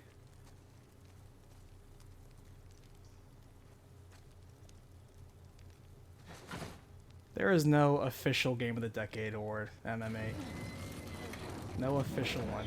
Who regards themselves as the official game of the decade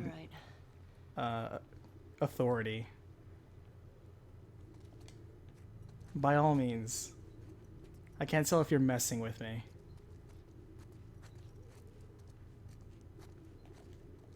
Nobody's officially right about video games. If anybody says they're officially right about video games, you really have to question that source, man. Just being real with you. It's cool to agree with somebody's list, but there's no official authority on video game opinions.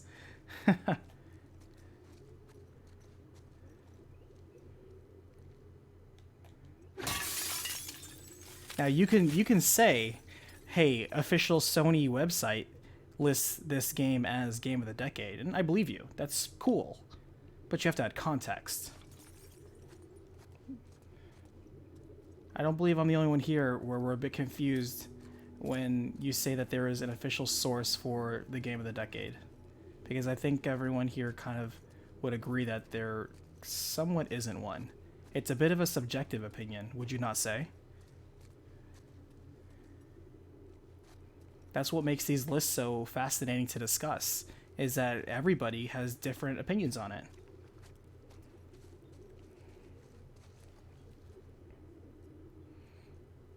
And may I also point out the context? Not to diminish the accolades that the first one has got, because it did win many accolades.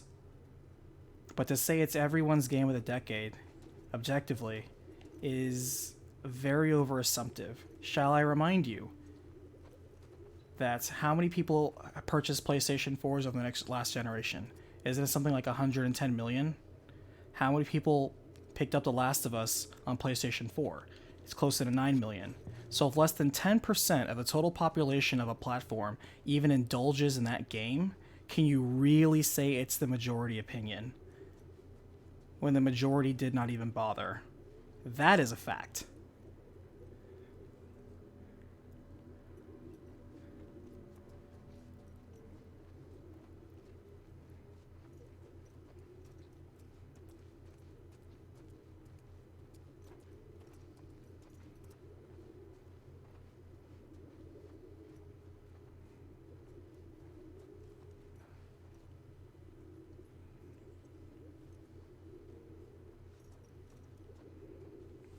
But I am positive, MMA, that you absolutely can put Last of Us on your game of the decade, and that will always be correct. Because it's your game of the decade, and as far as you're concerned, that's the only one that should matter.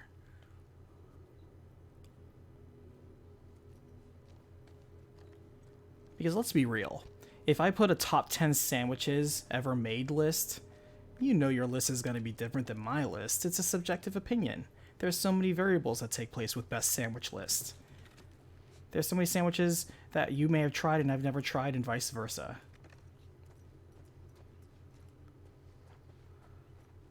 The world of sandwiches is too big to constrain ourselves artificially to the limitations of one person's perspective on best.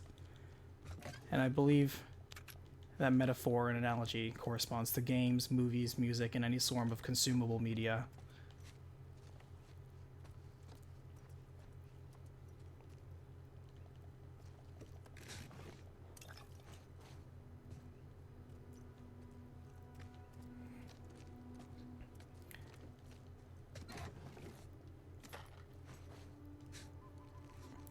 It's good, though, that you do point out that The Last of Us by majority is game of the decade _ by Metacritic website. So by Metacritic website standards, The Last of Us is the game of the decade. I will not argue with that fact. Metacritic did in fact cite The Last of Us as the game of the decade. The Metacritic is welcome to its opinion.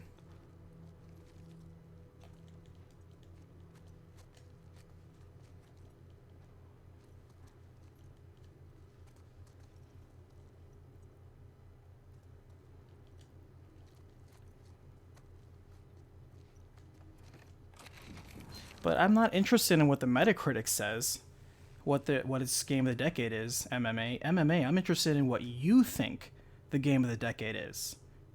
I don't want Metacritic to speak for you. I want you to speak for you. I want you to express yourself like everyone else here. Express to me what your game of the decade is. That to me is a much more fascinating bit of information than what the Metacritic considers. Because MMA, they didn't consult you. Did they consult you on game of the decade?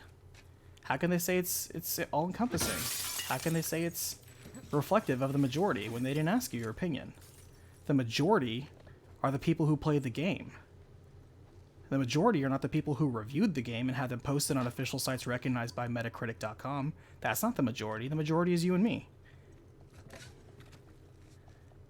I'm not trying to make this a 1% argument, but I kind of can't help but feel it's slightly relevant here.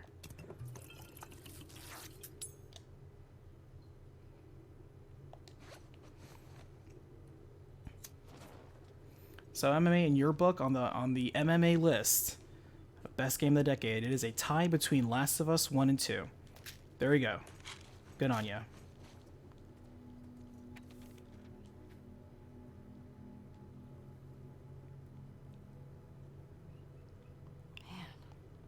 That sucks.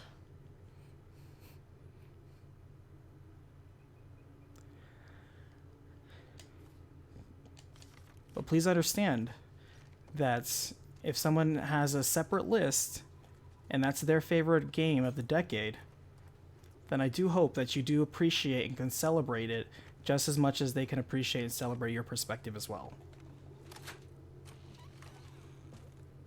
For example, in my humble but personal opinion, I believe The Witcher 3 is the best game of the decade.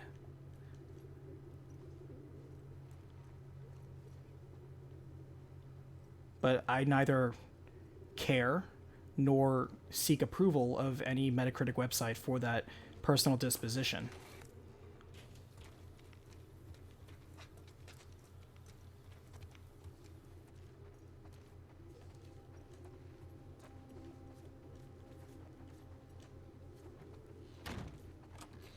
Nope. Oops.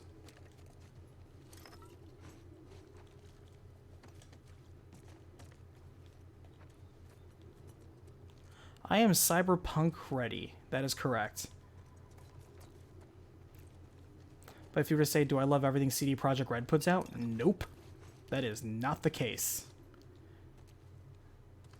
Like, if I like one song done by an artist, I don't immediately love that entire artist's discography. It's a case-by-case basis. Like we were talking about earlier, where, you know, you have authors and writers. Just because they make one thing and you liked it doesn't mean you like all their works, or maybe you should even be realistic with the expectations that all their works are going to be the same quality as the one you fell in love with.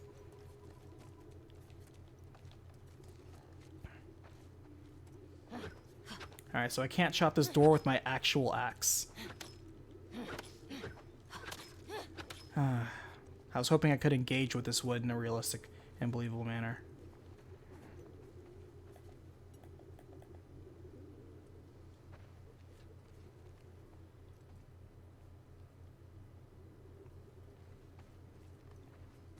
Okay, I think it's everything we can do here, isn't it?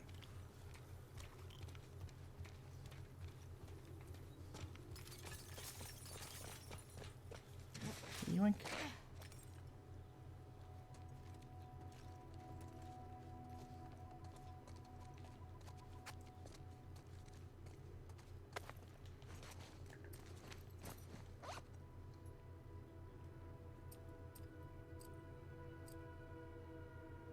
Yeah, we could always build more trap mines.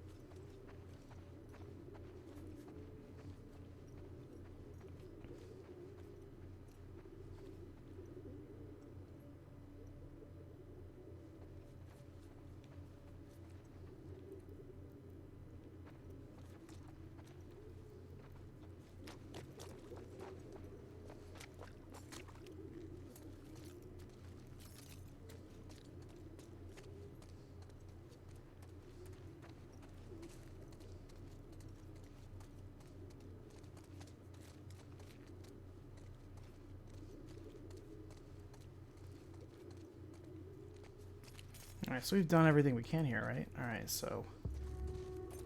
What now?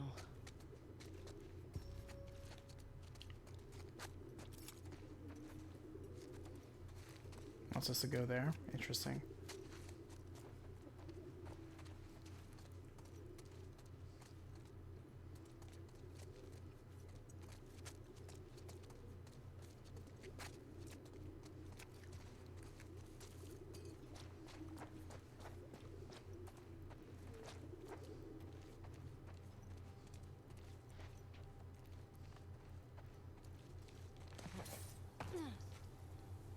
I guess we are just done here. Okay.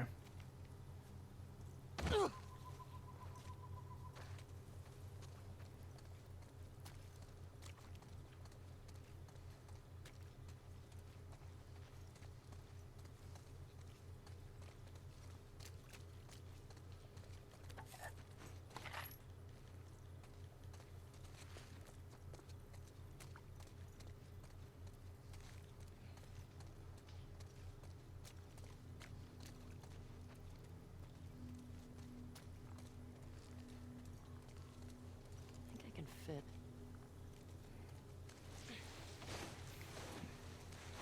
Scooch, scooch, scooch. Ooh. Don't do this.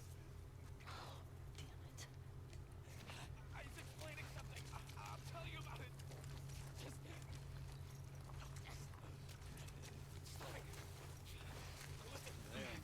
Oh, hey, it's kind of like that scene from the trailer. No, no, no.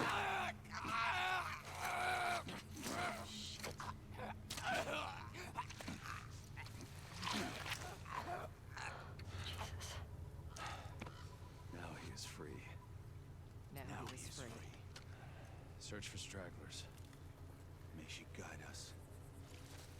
Damn it, of course I was to walk in my direction. Did you hear what Lily did? I did. Shameful. But not all that surprising. Straggler! Get Layla! You coward! Oh, jeez.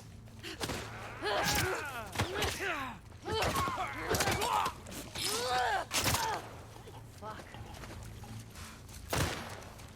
Let her escape!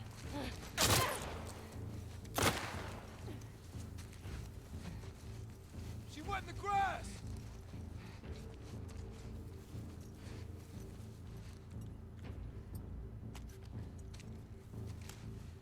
I lost her. Cast a white net. Hunt her down. Arthur! It came from over there!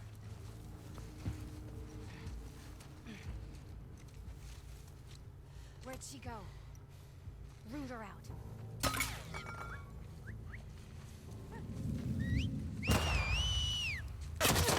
Ow.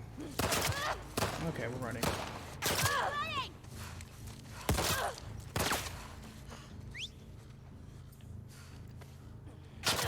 Ow, shit.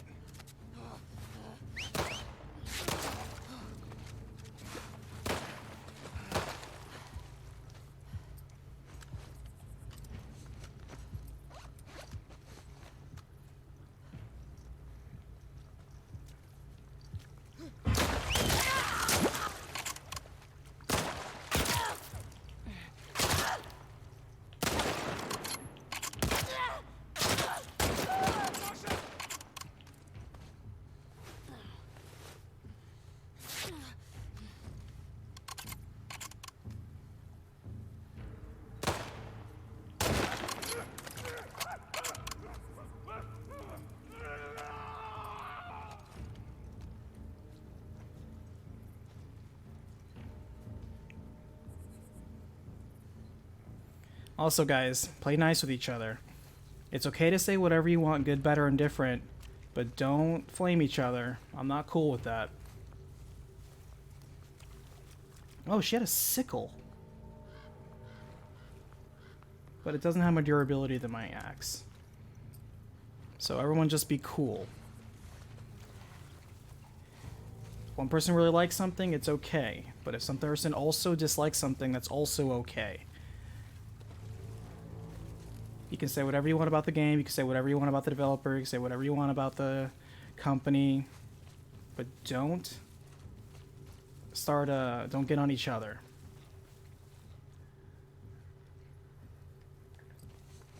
So everyone just chill out. Please and thank you.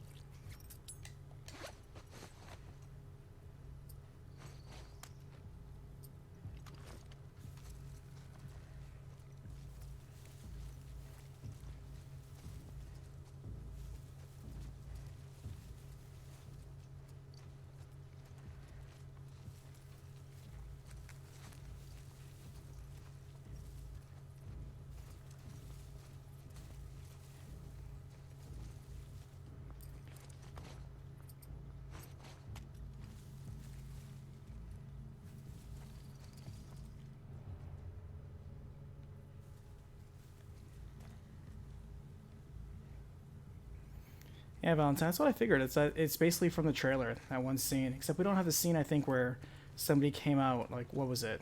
A clique or whatever, that came out to attack them. Also, I think it took place during a night.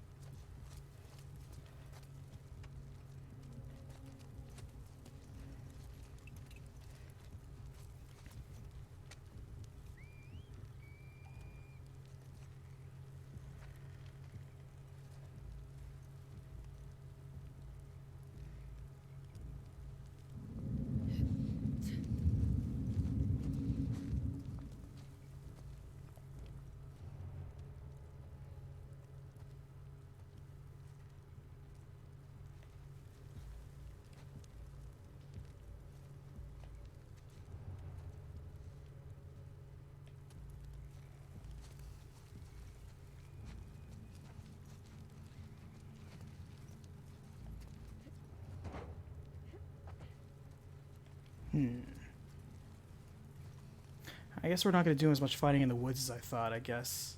I'm going to have to go in that building after all.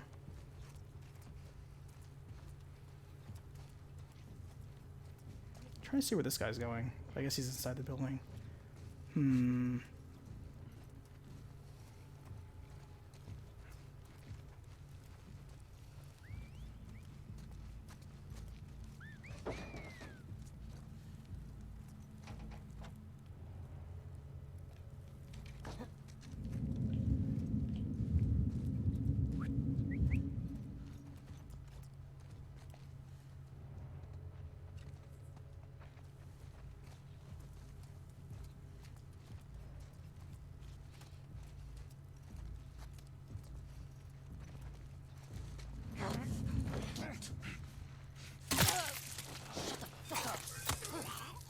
I think if I actually stabbed that guy, the other guy would not have noticed.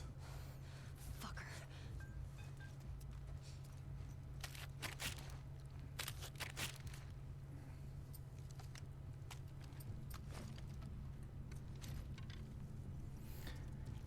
Looking over the YouTube chat as things, it looks like things are becoming a dirt kicking match.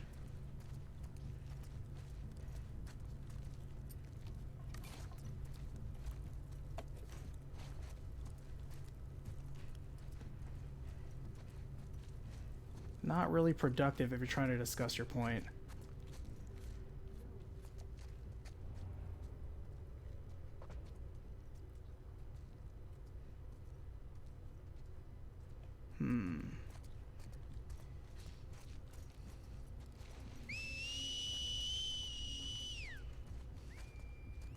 Echoed whistle. They can't be far.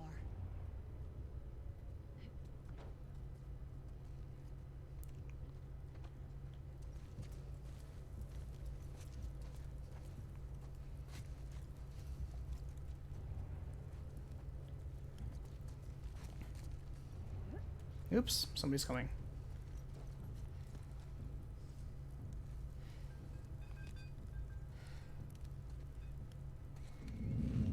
Who's out?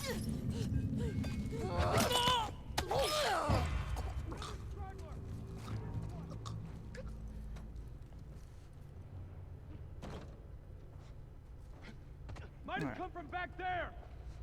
Definitely 2, 3.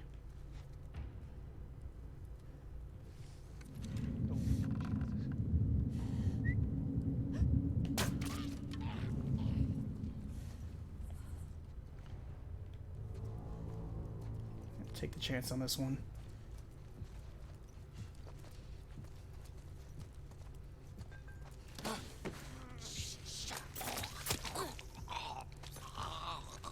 Yeah, if anything, I'm actually okay with this part with the scars because one of my biggest things about the last game was that, well, actually, it could still be happening, is that once you reach the high school, which is like basically the halfway point of the game, you fought everything in the game already. And so after that point, there are no surprises from any enemy ever. They're all the exact same, they're all handled the exact same, nobody changes anything, and combat becomes quickly routine. They pulled all their surprises very early. But this one, they're introducing the scars at a midway point. And they're introducing some, fresh tactics. Which is kind of nice. Keeps things fresh.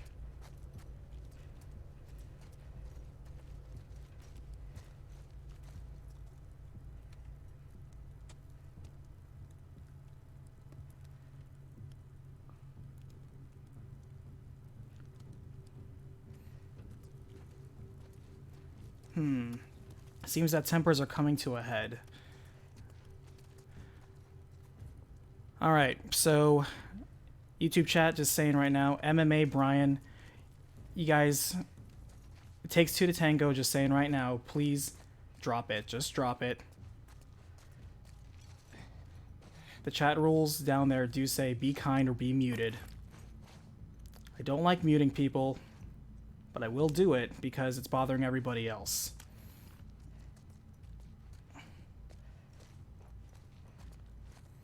I don't actually have any mods in chat who can actually just kind of do this stuff for me. Not cool enough for that. So that's why, to me, it's just easier just to like, okay, let's see if people are mature enough to pick things up but also walk away. I believe you are. MMA, it doesn't matter. It doesn't matter. You've said your piece. You like the game, it's cool. You disagree with people bashing it, that's fine too. But you do have to understand, people here are welcome to dislike something as much as you're welcome to like something. Do not take it personally.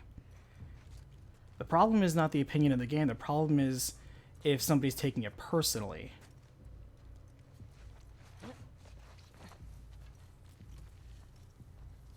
Somebody's disagreement with you on some media, like it's just a game, man. It doesn't reflect who you are. It's just something you like. Like, I can say my favorite video game on here, and somebody chat could be like, wow, F that video game, I hated it. It killed my dog. And I could be like, wow, that's an unfortunate story, but it's still my favorite game.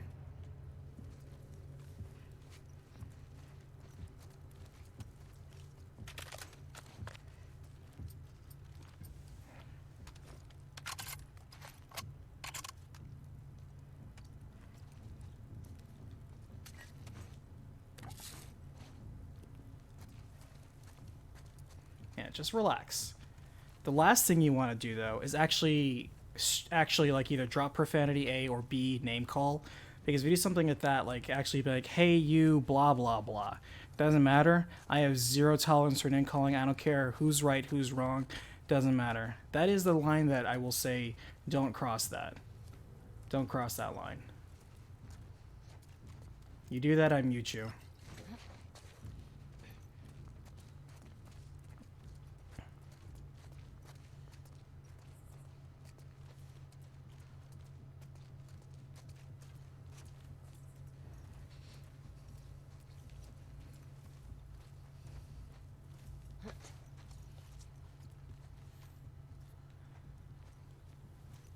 Oh, we still have him hunting for us. Alright. How many people do we have here?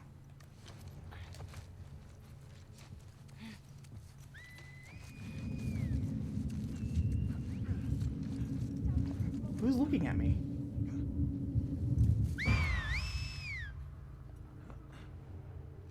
Who's looking at me? Oh, a person down there. What? What is this shenanigans? Andrew!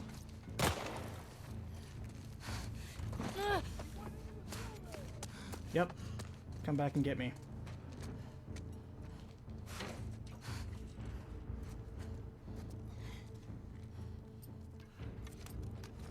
Where's the wolf? Find that wolf.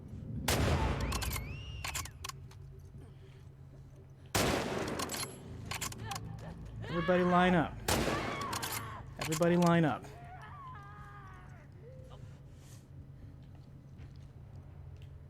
Nope, that's it. Okay.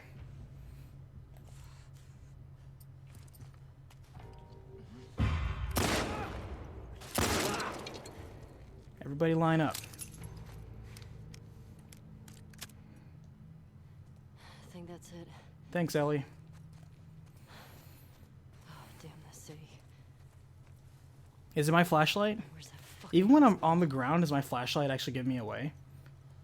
That's interesting, because when I'm in the darkness and I'm fighting like the wolves, they don't notice the flashlight. Oh, it's a machete. But I have an upgraded axe, so... As much as I like that machete, we're good.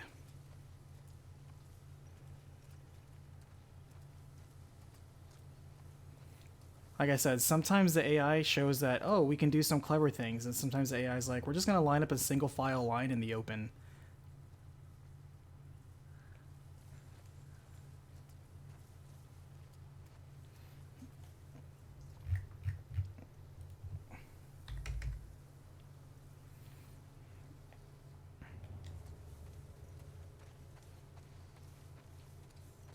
I will say the machete is my weapon of choice here. It gets work done. The shotgun, I have to say, is actually good too. I remember hating the sawed-off shotgun in the first game. That thing was such useless garbage. Or at least for single player. I don't know about multiplayer. But it was so useless. Alright, do any of you guys have ammo? No. Okay.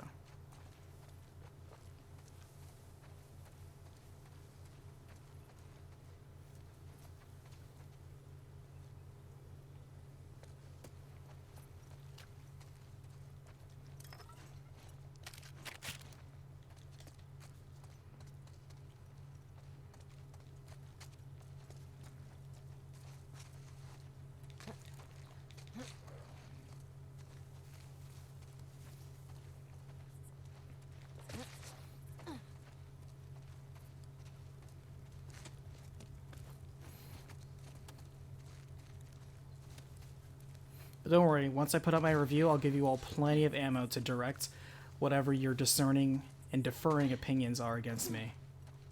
But because it's a YouTube review, whatever. See, that's where it's okay to yell and shout profanity at each other. That's okay. Live chat, not cool. Regular YouTube chat, that is cool. Or comment section.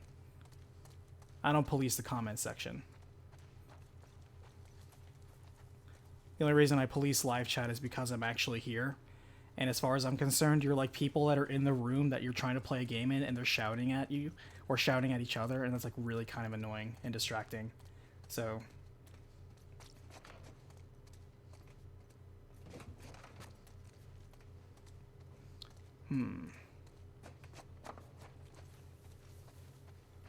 yeah, if you guys have your own individual block buttons, that's actually kind of cool. I don't know. I've actually never noticed that.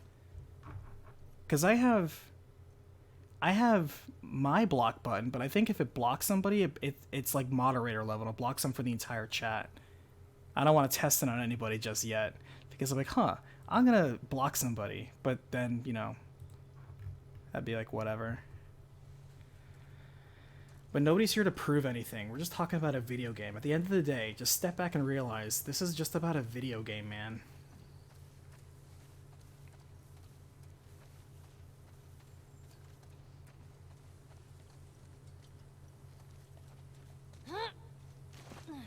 I will say this, though. I haven't seen sufficient evidence of this game for me to see why some sources are saying it's, you know, 10 out of 10. Amazing, amazing. And I haven't seen enough reason for me to disparage it like some people are, saying it's a travesty and crime against humanity or whatever. I haven't seen it do anything anywhere near as interesting on either of those fronts. I'm just seeing an average game telling an average story. I've yet to see that oomph. To me, that's actually the most interesting part, is the fact that I haven't encountered a very interesting part. I haven't been hooked, one way or the other.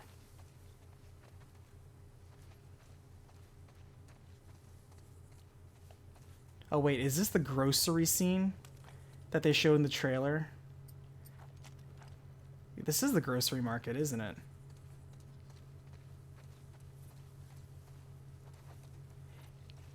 If I open this store right now and 4 dudes spawn in, man, I will make fun of that. I will make fun of that.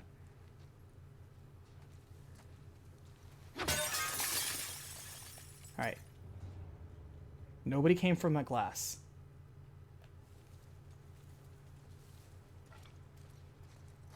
That was a jewelry store, not a grocery store.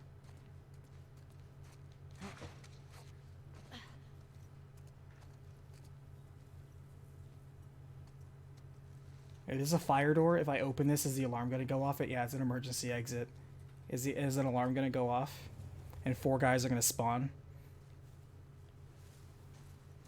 Let's sweep this room before we look.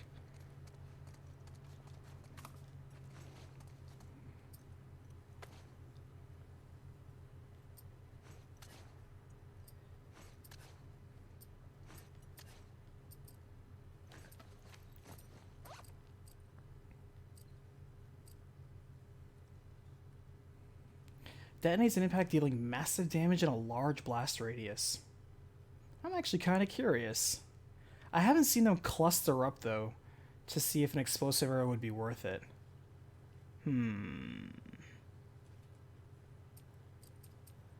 Oh, catnip. Maybe the Viva, yeah, live stream, yeah.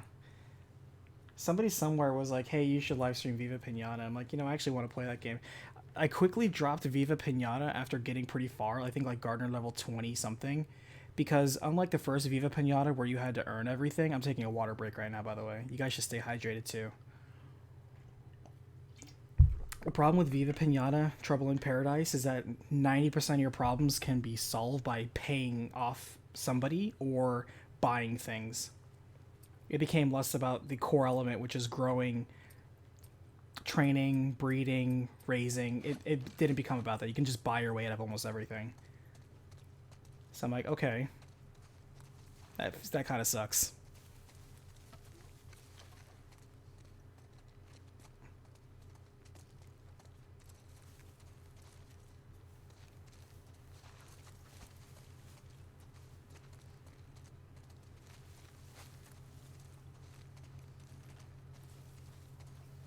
I've only ever had to mute one person from chat, and it was during the Final Fantasy 15 premiere, if any of you guys were there for that. It was the guy who, you know, he was talking shit about 15. I'm like, whatever, who cares? But there was a point where the moment he started calling anybody who likes 15 just a loser, he started shouting in all caps. I was like, nope, that's it. You crossed the line, boop. And I made sure to tell everyone, hey, I don't care what you say about the game, but you don't go around shouting at people. That's not cool. That's the line you cross. Okay. I came here with 3 guys. Oh no. There better not be 3 guys behind him. You motherfucker!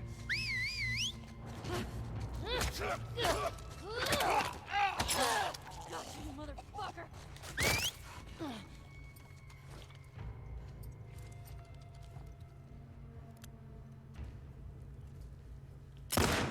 Are you joking me? Are you joking? You saw that. 2 headshots. Are you joking me right now? 3 headshots. Are you joking me right now? Are you joking me?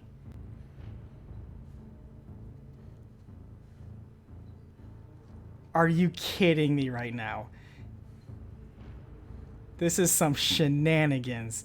Is this man wearing a is he wearing a bulletproof hat? Oh my god. This motherfucker right here.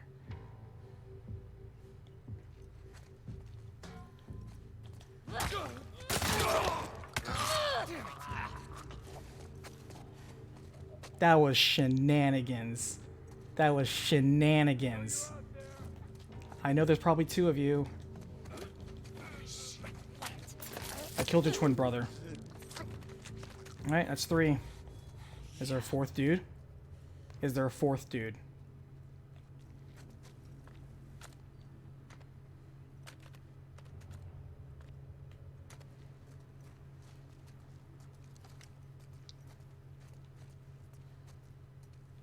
I'm timestamping that. I am timestamping that shenanigan. Right there. Valentine, wait until I play as Abby, then you're gonna see some oomph. We'll see. We'll see. Alright, this is at the 209 mark.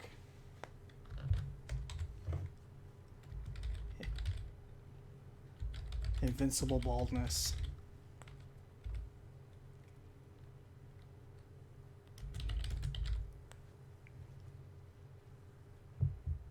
That was some grade A shenanigans.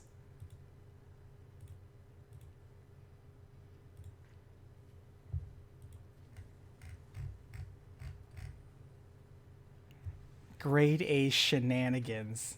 Right there. Here's the thing, Derpface. I haven't, and by the way, people, Derpface is his name. I'm not calling him Derpface. That's a username. I'm not going to pick up that sledgehammer. That's bait. Well, actually, yeah, let's pick up the sledgehammer. We only have 1 more axe anyway.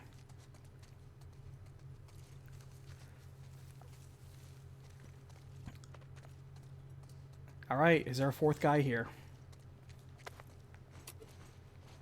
I haven't written a single sentence for story yet. It's been 2 hours. We have yet to have any story.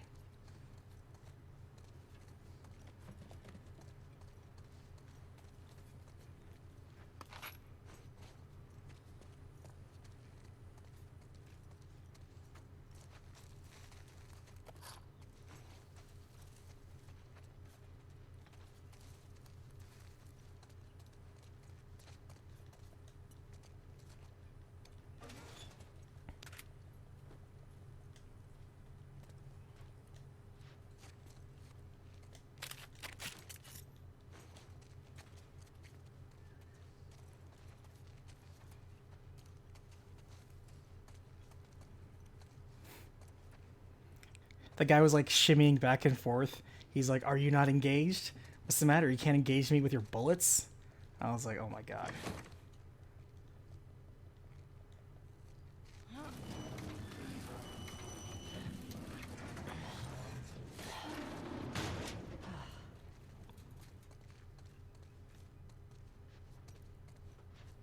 Yeah, Ellie has actually called them out as scars, so she knows that they're the cultists. I mean, she saw them do cultist stuff, so there's that. Hopefully the cultists are better than the wolves for clearing out infected.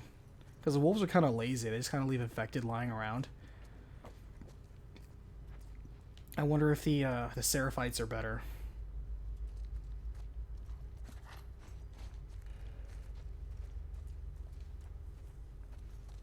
Here's what I want. If we play as Abby, or when we play as Abby, because apparently we play as Abby again at some point, I want her at some point to suplex a person. I want that to be part of her combat repertoire. I want her to punch and then suplex a person. Let's try this.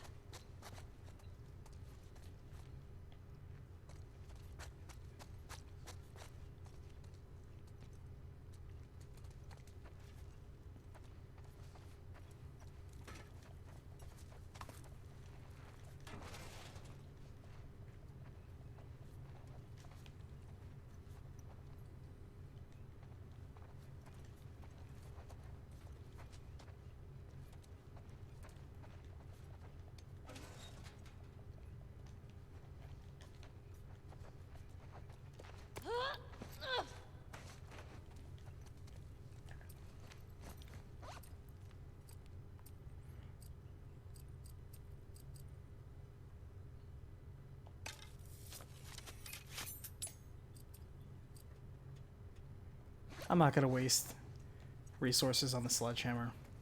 It's only got 3. However, I'm hoping that it's big and it's heavy enough to one-shot people. Otherwise, this is the weakest ass sledgehammer I've ever seen.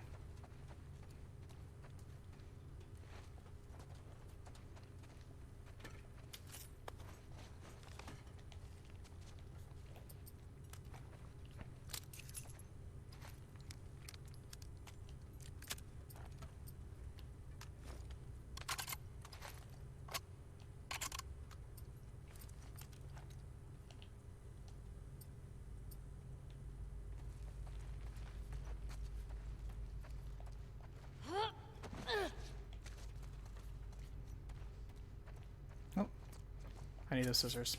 Huh.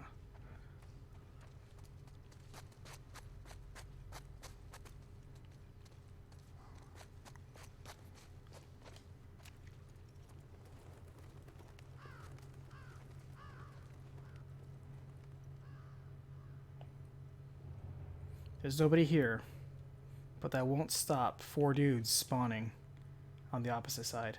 Better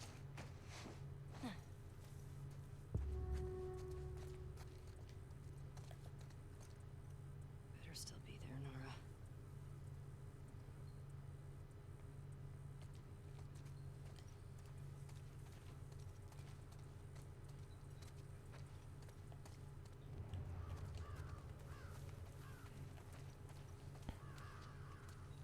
Yeah, no dudes. Sweet.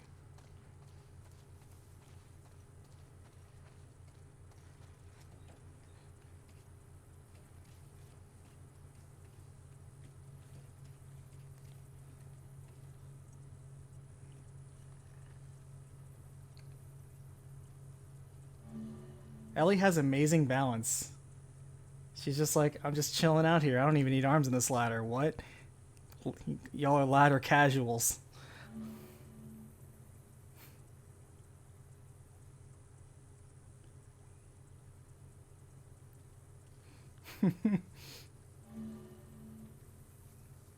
That's funny to me. That's funny to me.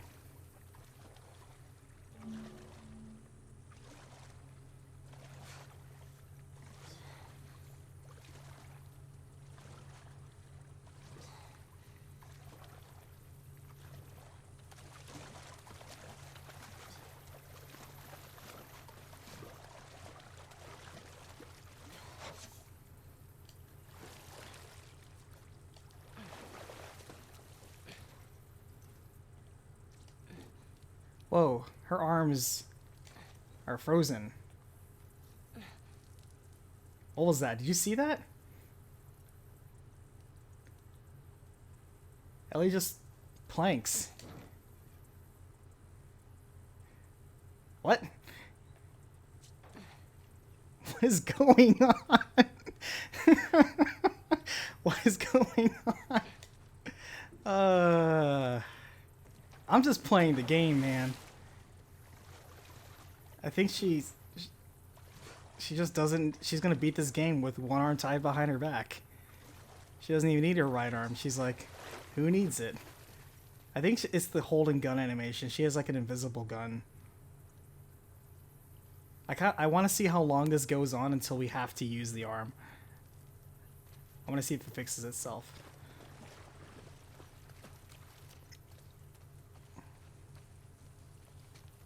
Alright, well, we'll see if it fixes itself. Nope. Her arm is broken. Oh, there we go. Fixed it with the rifle. There we go. The rifle fixed it. Okay. Man, I just find all the fun glitches, don't I? And people say, oh man, you're just really harsh on this game. Am I? Am I really? What did I just say about games having a subjective experience?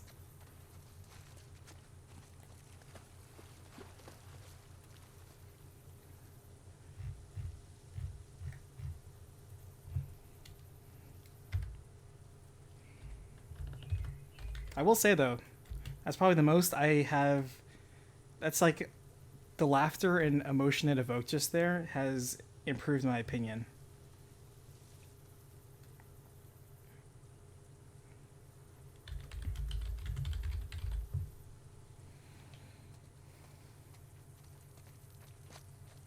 But it's fine. I'm not going to make fun of the game just for a weird graphical glitch.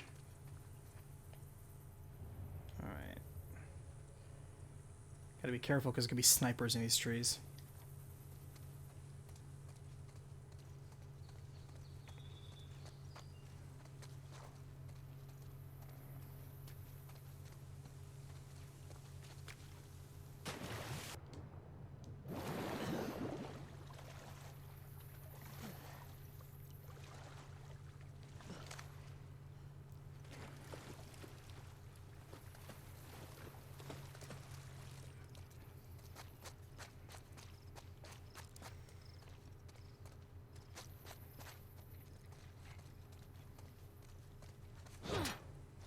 Big heavy swing on that.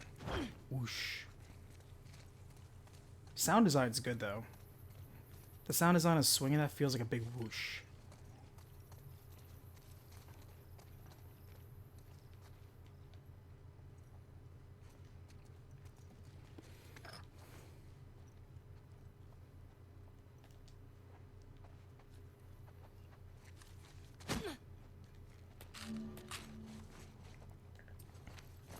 Yeah, you know, let's check out what we can do with the supplement side.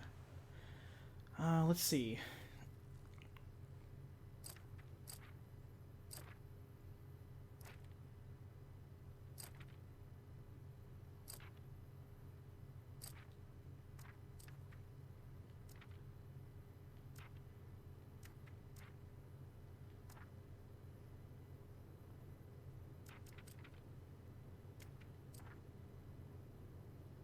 I kind of don't care about anything out of the precision tree, to be honest with you.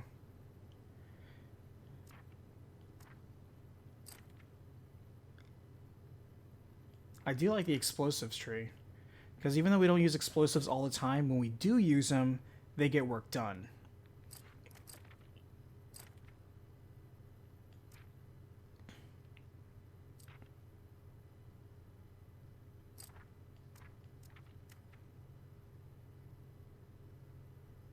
Stun bombs become smoke bombs. That sounds kind of useful.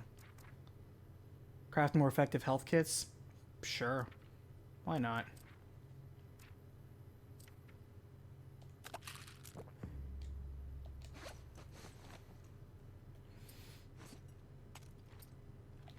Okay.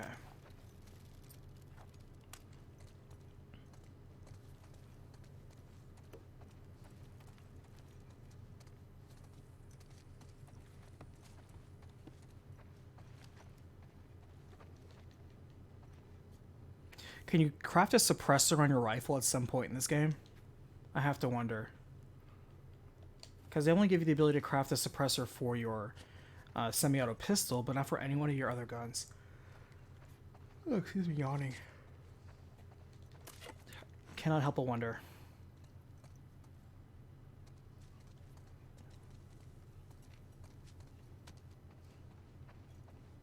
You cannot MMA? Ah, that kind of sucks.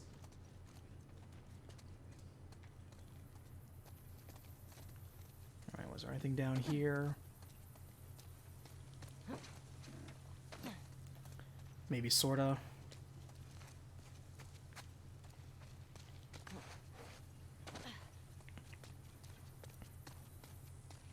So correct me if I'm wrong. I'm just gonna put down the controller here and drink some more water. But because we've been playing in basically 3-hour spurts, I can't help but notice a pattern where I think every 3 hours, almost like clockwork, we encounter a story event. We have a story scene and then about 2.5 hours of just kind of getting to the next story scene, where we go through a section of exploration, then a combat section of exploration, then a combat section. Kind of repeat that cycle for a little bit until we get to an actual story bit. Has that not been the tempo so far?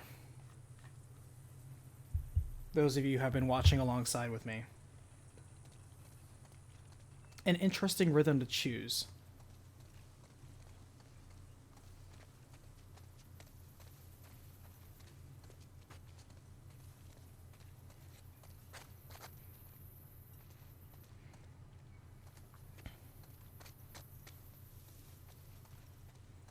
By the way, Destroyer, I will disagree with you.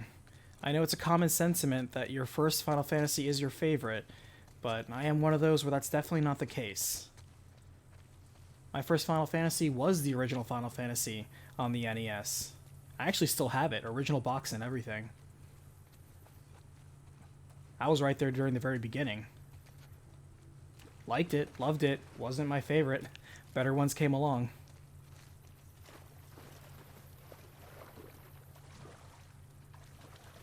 MMA, you're just trying to be banned? Come on, man.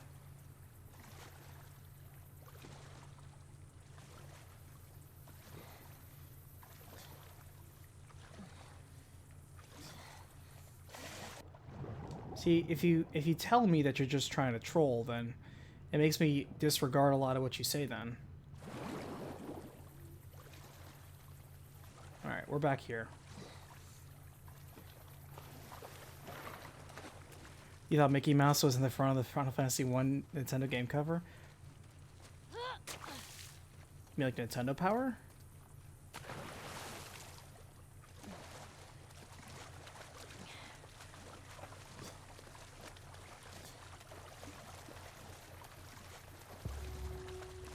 I wonder if there's a way inside.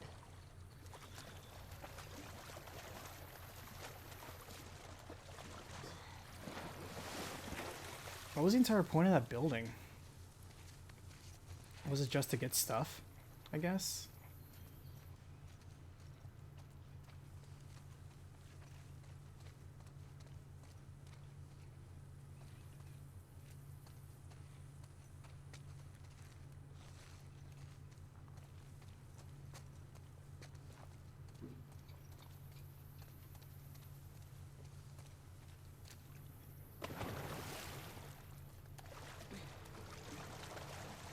We got searchlights.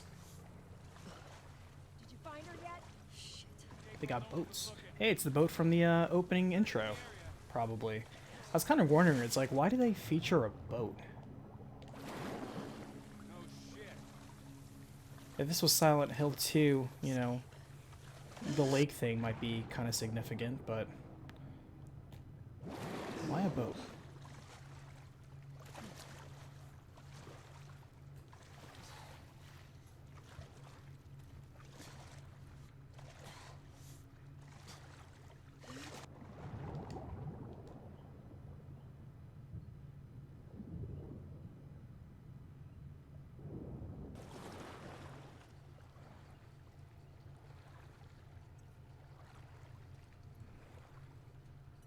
You're getting lag? Interesting.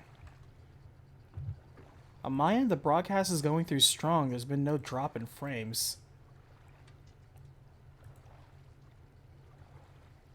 According to this YouTube event, the signal's still healthy. I'm not sure what to tell you.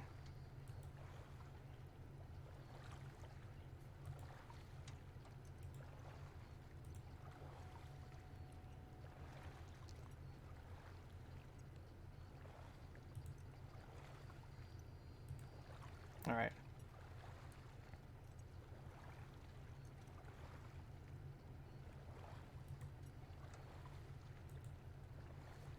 Okay. Because I'm looking over, I'm like, oh no, are we having storm problems again? But the storm already passed where I am.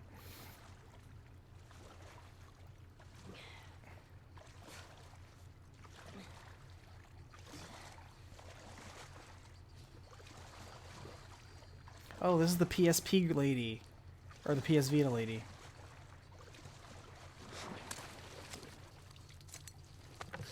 And she's playing Hotline Miami 2 or whatever. Don't make a fucking sound. Hands up. Easy. Easy. You know a girl named Nora? Sure, yeah. Where is she? In the hospital. Where in the hospital? Yeah, they're clearing out the upper floors. She's somewhere in there.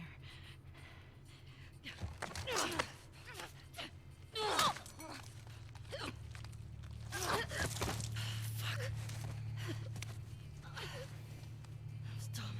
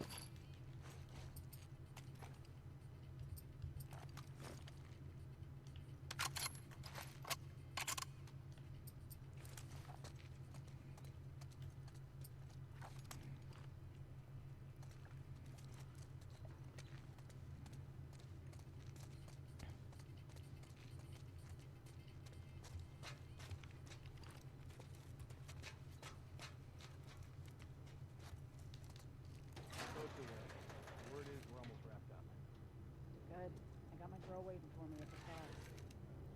You shitting me? They put you with Joe again? Hey, we get the job done. I bet you do. Oh, this is not fair. I'm telling you, man. Data soldiers. It makes these shifts so much easier.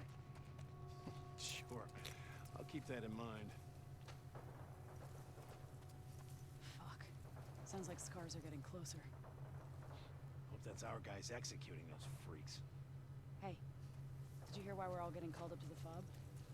I heard that Isaac wants us to retake all of downtown. Chris? Got anything? What's going on? I think I saw something.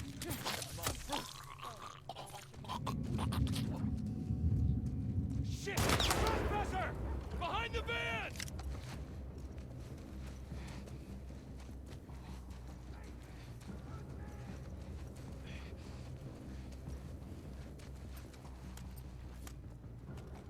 What? I got her! Here! Here!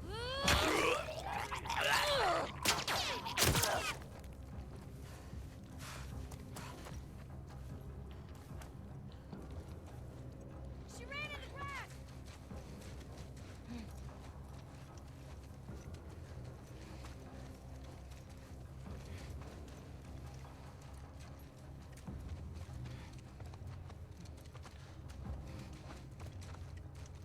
She got away! Van up. Is that a dog? Check the whole courtyard. That is a dog. Her down.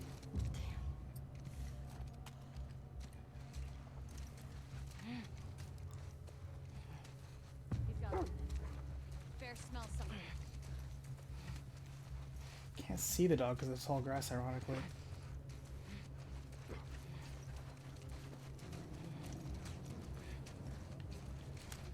Keep going. Okay.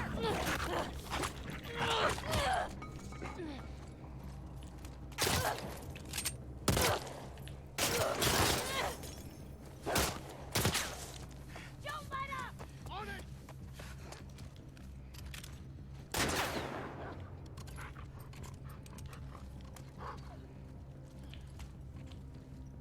Look alive! Shit! Don't let up! Gotcha! Keep her down! Over here!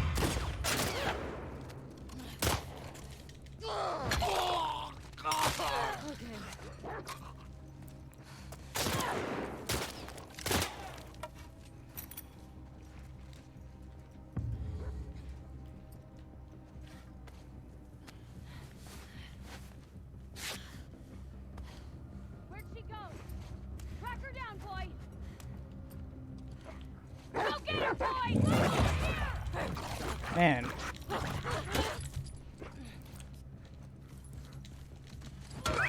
There! We're coming for you!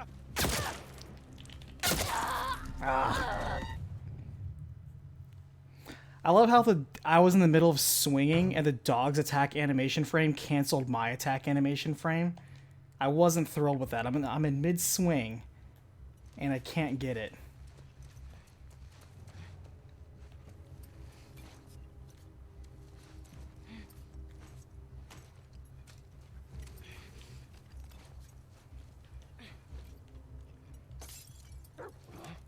I heard something. I'm on it.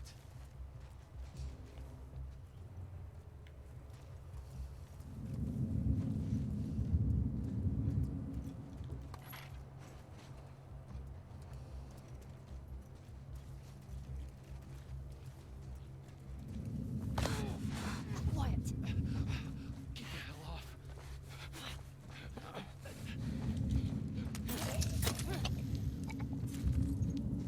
Someone's here. I'll see what's up. Where is that dog?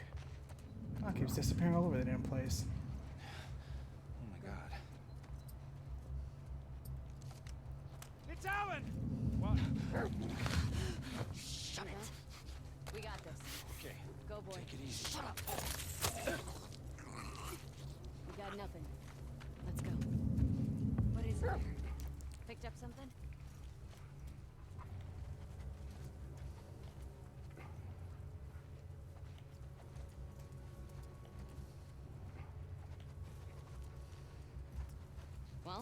Go on, boy.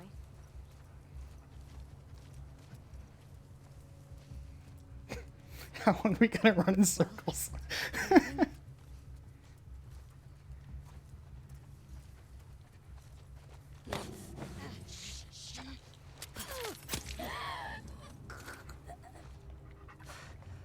Motherfucker.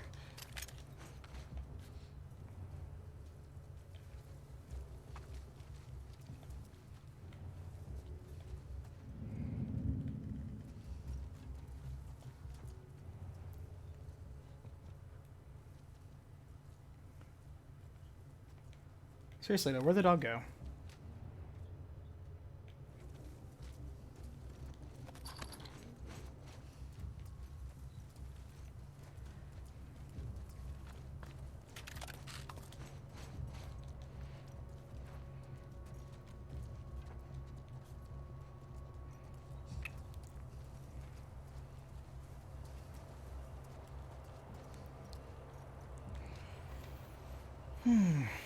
Might as well get the baseball bat.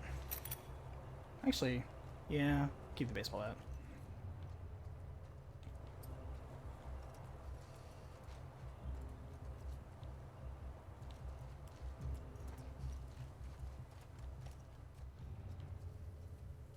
Did the dog just give up and go away? There's somebody up there. Yeah, there they are. When you get that watchtower guard.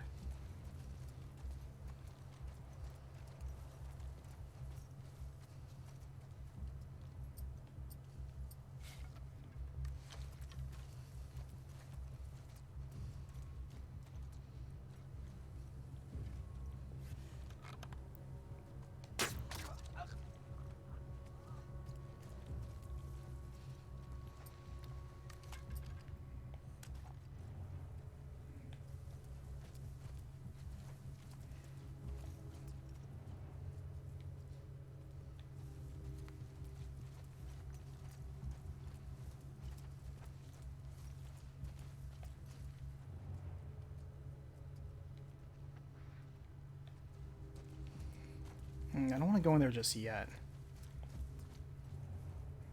I want to loot out here first.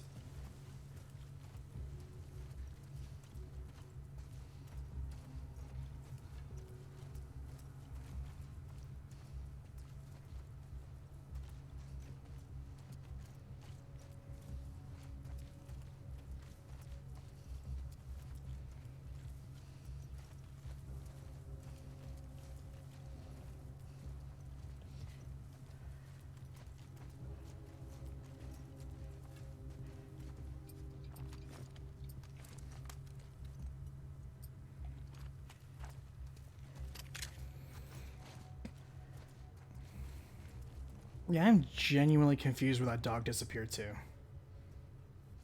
It just straight up just left. It was following my trail around the truck and it was just like, alright, I'm out, bye.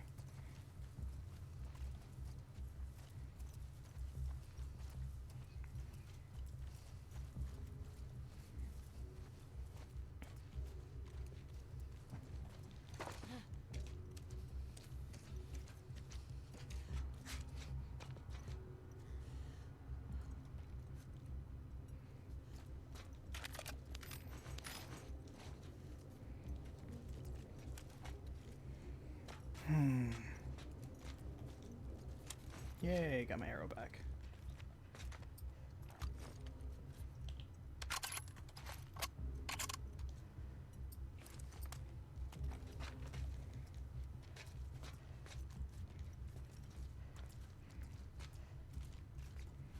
Alright, for real.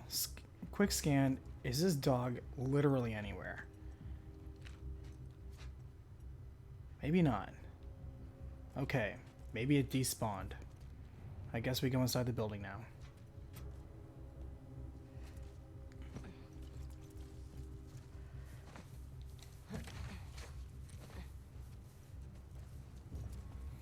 Okay, another 2 people in here.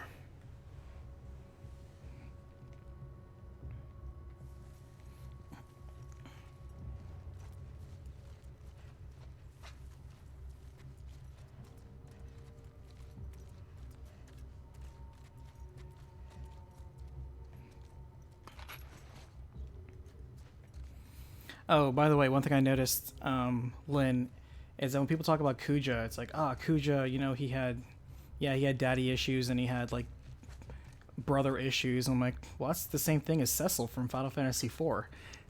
They use the same twist. All right, we got 2 people here. 3 people here.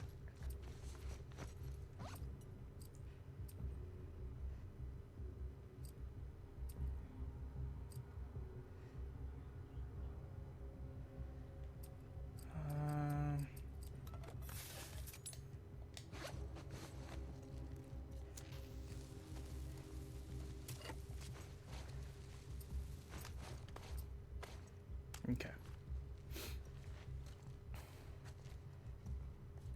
I think there's a person by the entrance too, so there's 4 dudes in here. There's 2 in the hallway, potentially 3 in the hallway. Yeah, there's 1, 2, and then there's 2 down there. Yeah. Nothing to report.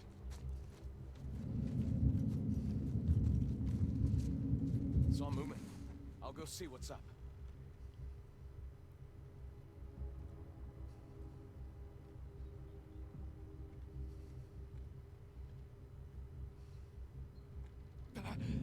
Right here!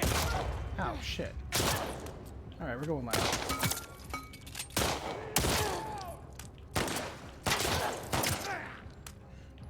Okay, man.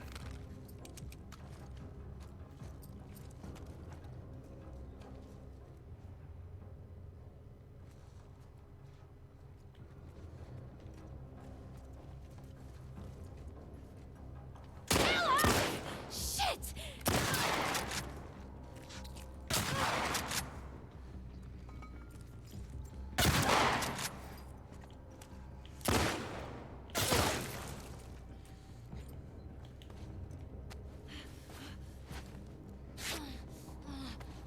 She went back there. The fuck? Bye.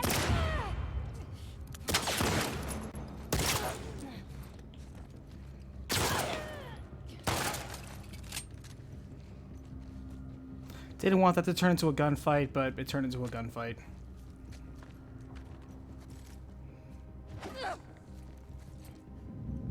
Oh shit, still people.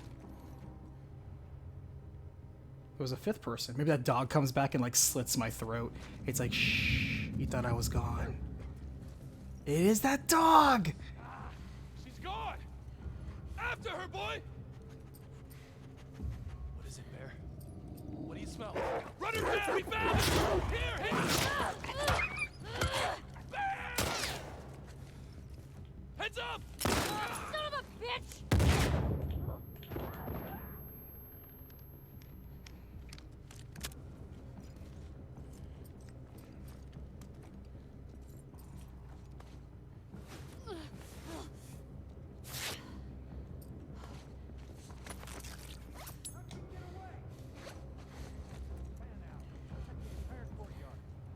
Find where she's hiding. Fuck.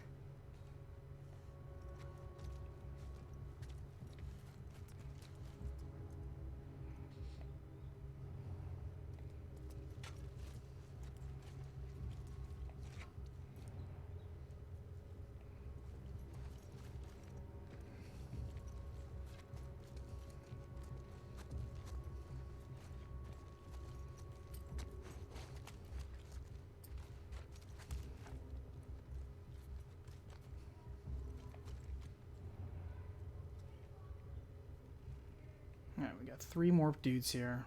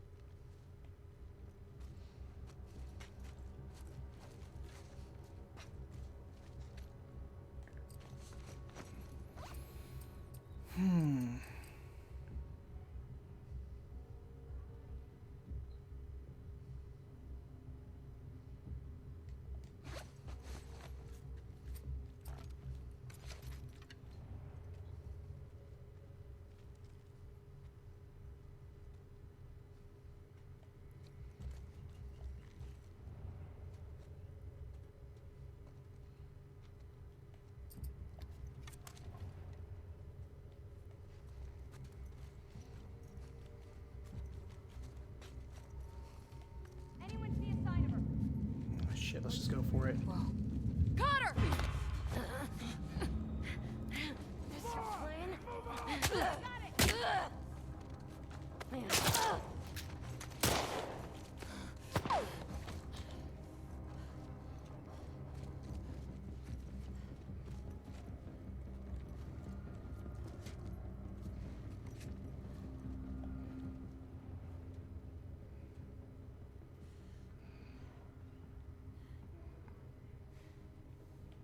Okay. Breathe. Story, how long am I streaming? Probably another hour or so. How about this? How about until we hit story? No! Laura! Got you!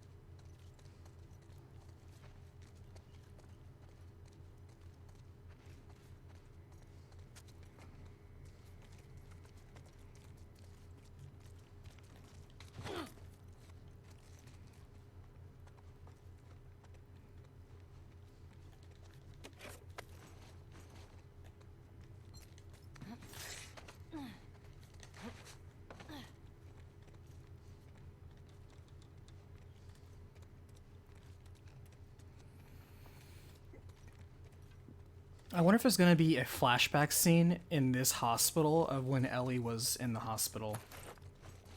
I wonder if they're gonna go that way.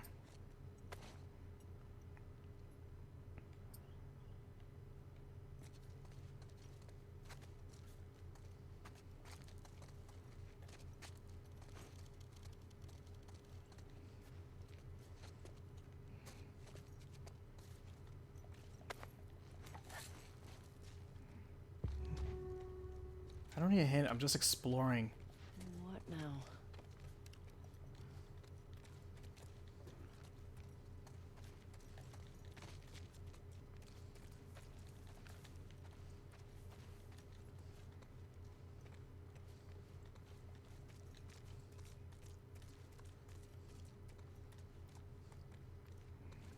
Okay.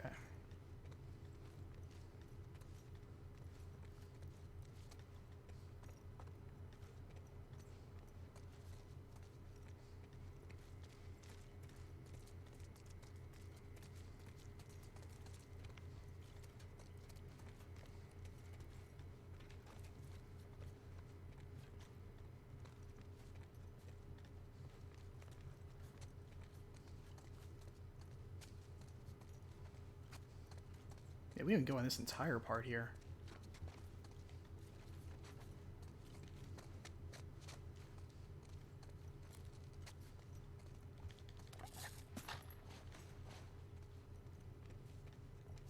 I was looking for you earlier.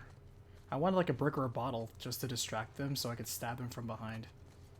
Like, man, there's only so many bricks and bottles everywhere. The one time I actually want one.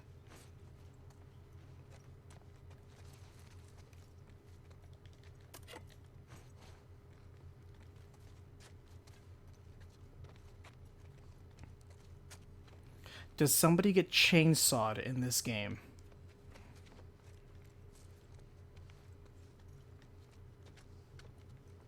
Is there a chainsaw dismemberment?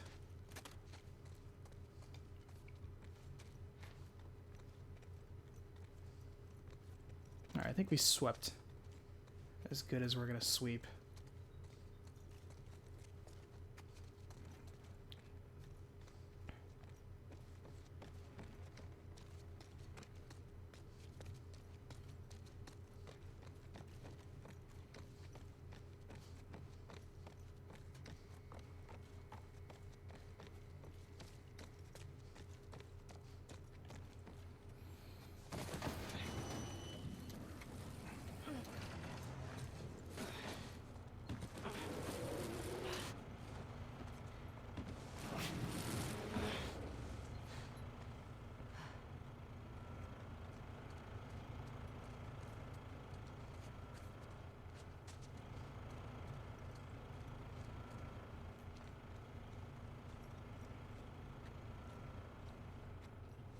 I do feel that my resource allocation ability is perhaps a little bit more advanced than the default normal, because it is true that I've never been so sparse for resources.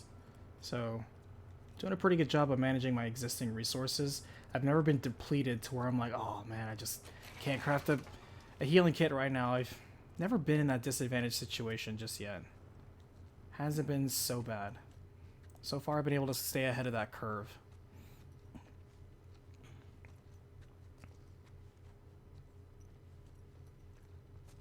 But you know, that's the normal difficulty as creator's intent.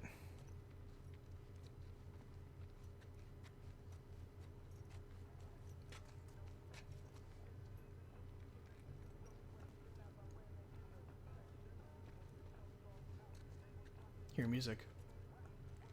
That you, Nora?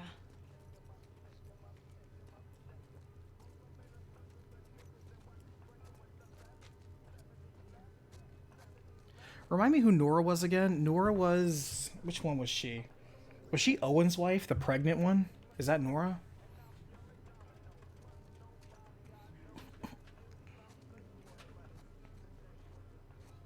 Trying to remember.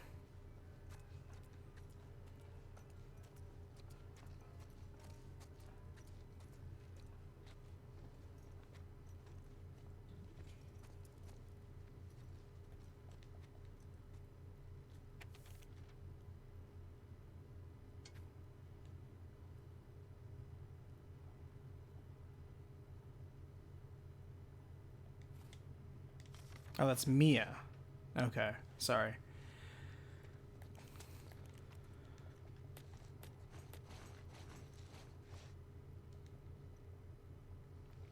Nora's the black... Okay, Mel. Nora's the black lady who pistol-whipped Tommy. Okay. I was having a hard time keeping track who was still alive from the group, because half the group is dead. That was there when they killed Joel.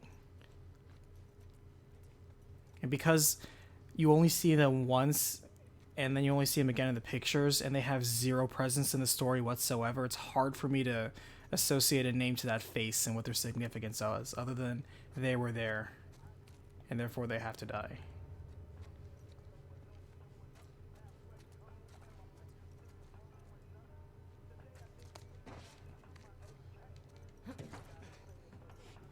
Hey man, names are hard for some of us. Especially when you only see a person once. I'm terrible. If I only see you once and you didn't make an impact on me, I probably forgot your name.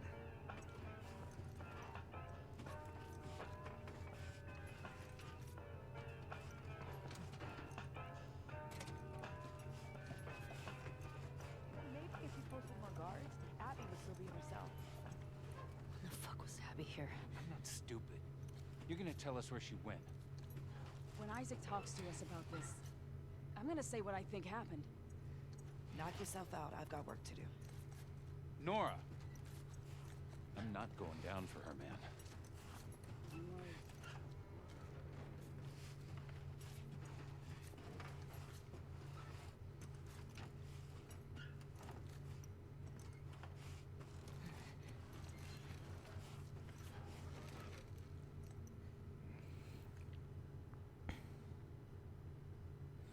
We'll probably keep streaming for at least an hour. That's all I can say, Destroyer.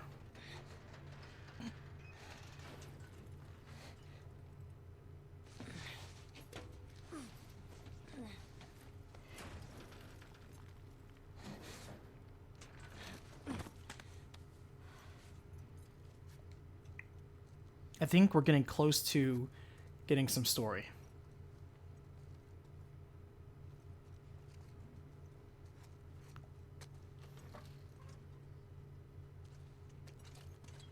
Don't scream. Oh yeah, this was from the trailer. Or one of the trailers. Shit down.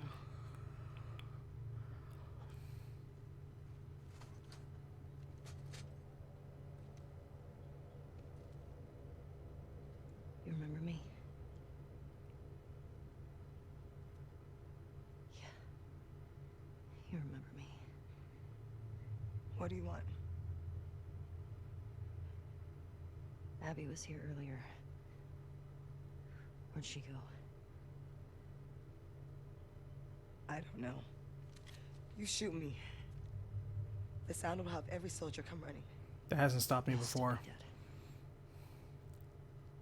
Tell me where she went and I'll think about letting you go. We could have killed you. Maybe you should have. Or maybe you should have stayed the fuck out of Jackson. It'd be funny. She's like, if you fired that gun. Where's Abby? Also, I want to point out I put a silencer on my gun, so Ellie took off my silencer You for this still hear scene. Screams? Just saying. What? I hear them every night. Yeah. Yeah, that little bitch got what he deserved. Fucking. Ah! Trespasser! Somebody, please! Alright, I mean, we had character dialogue. I should probably at least note it. Oh, let's see.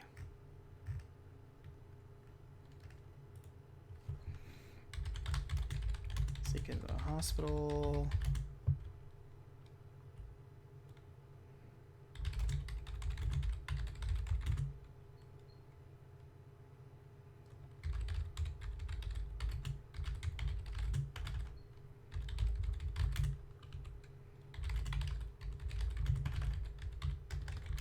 And did I hear correctly where she said Abby was in a cell?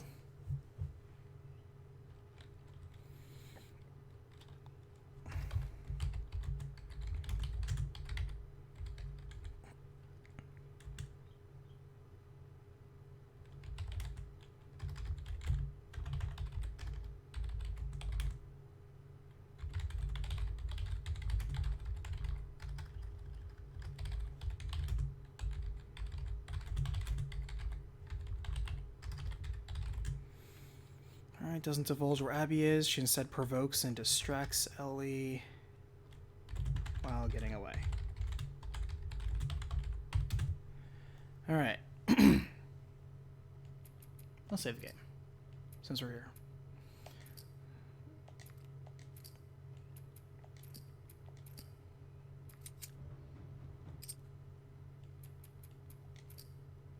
Alright, we are currently at 12 hours in. Well, actually 12 and a half hours.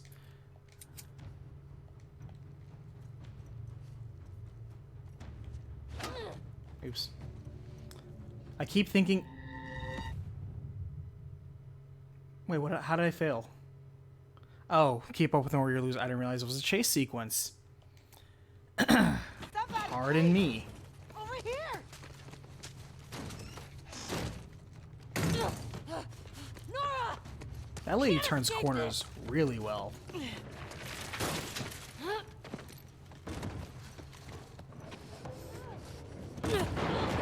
it!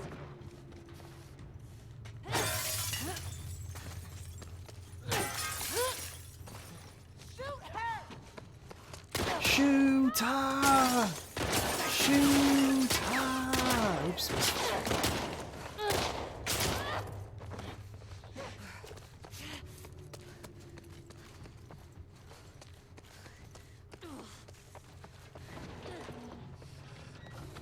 Oops, took the wrong hand.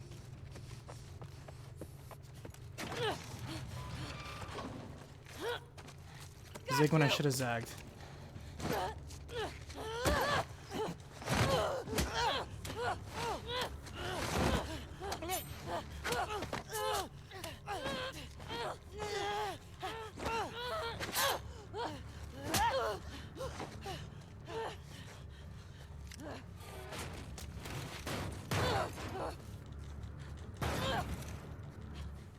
Come on!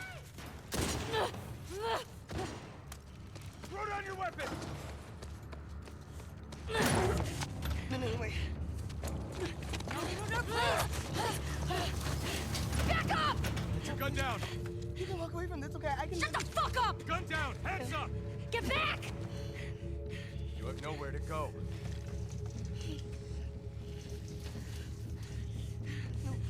Fight! Get downstairs!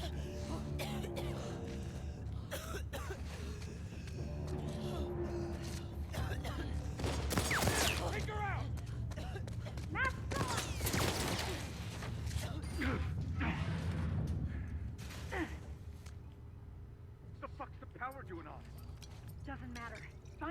I wanted to throw a Molotov right when they were all there. Laura wasn't wearing a mask. What the fuck are we doing? I don't care. I want her extracted. I want this trespasser dead.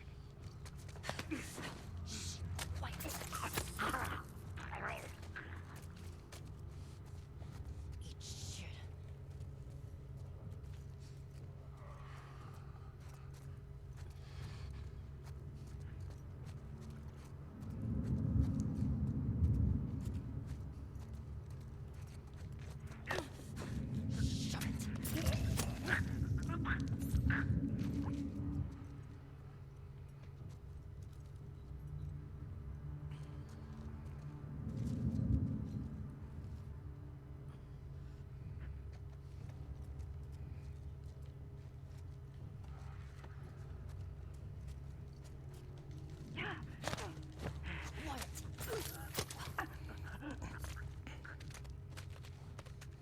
Got you. Okay. I know I could have attracted, I guess, the clickers here, because clickers are easier to deal with than these guys, if you have room. But okay.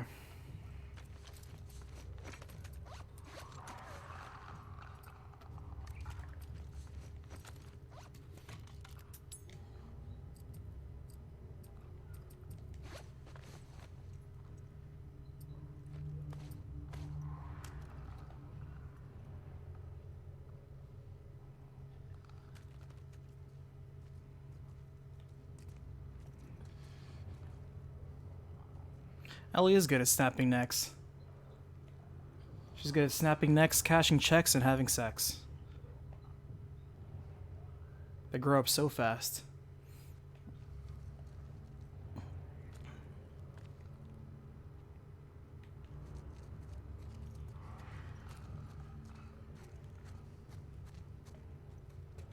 Yeah, she's really kind of more into the stabby throat science.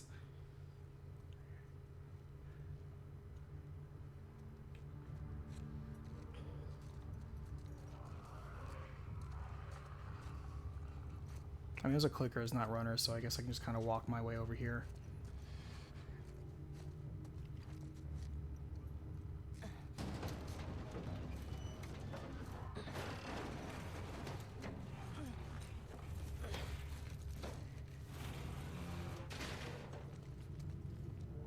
Okay. Where'd you go?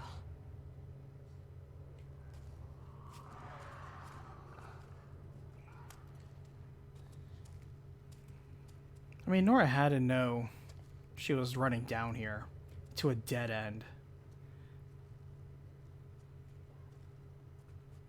I know she was panicked, but come on.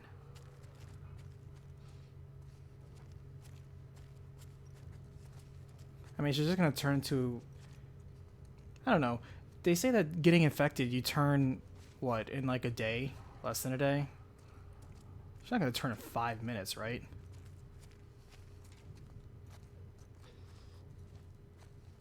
I guess I should patch up.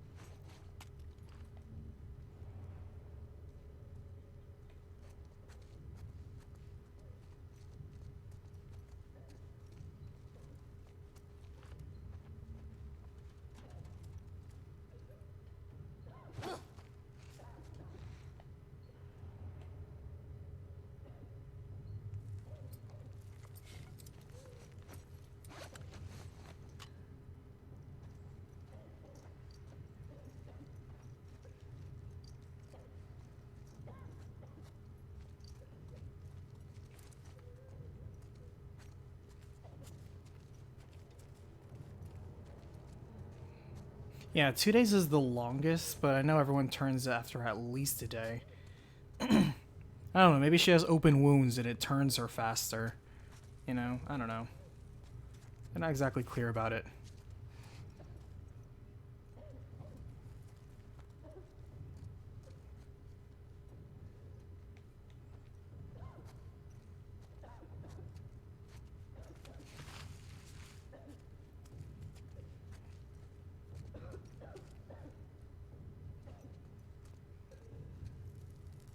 Look at that zoom in on the door.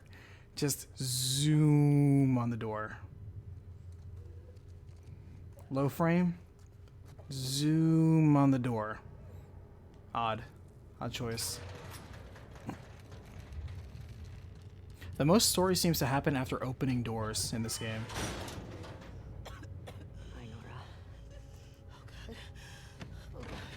I'm gonna sit here and watch you turn.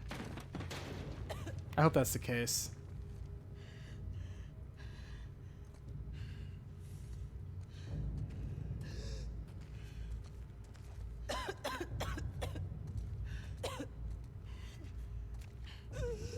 I'm not gonna do anything to you. In fact, I'm just gonna stand here and watch you turn.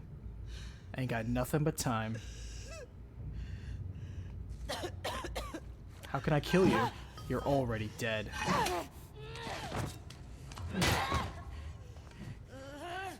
Omae wa mo shinderu. What's the matter? Is your right arm broken? Where's Abby? Walk it off. I had the same problem an hour ago. Breathing spores.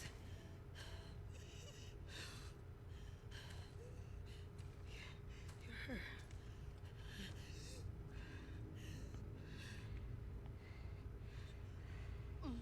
You Firefly?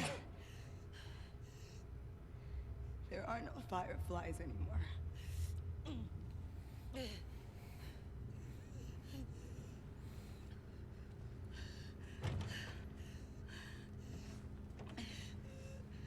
Where's Abby?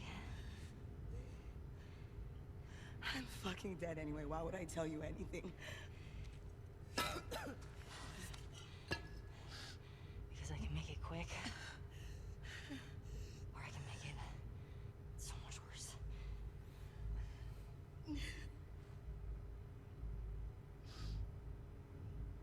Think about what he did. How many people are dead because of him? It's your last chance.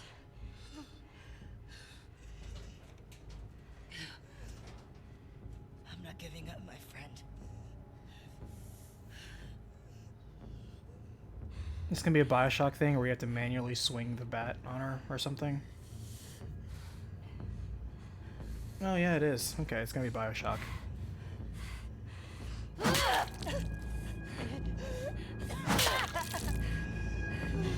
So Bioshock showed you beating down Andrew around with a golf club.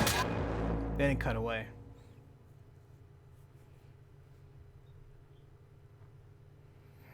Alright, so we got a little bit more story there. Let's see.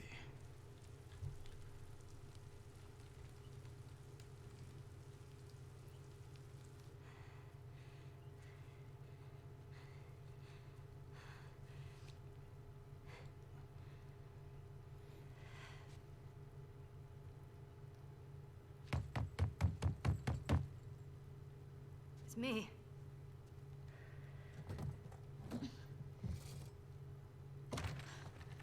Polly.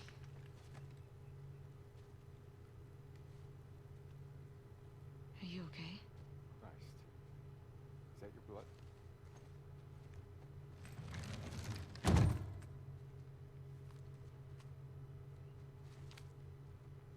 She's hiding out in this aquarium. Okay. Come on.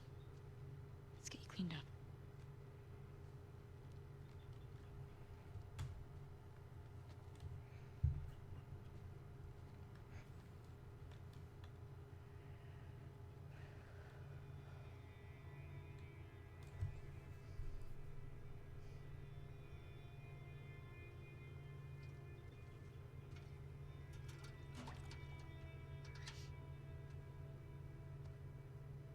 Arms up.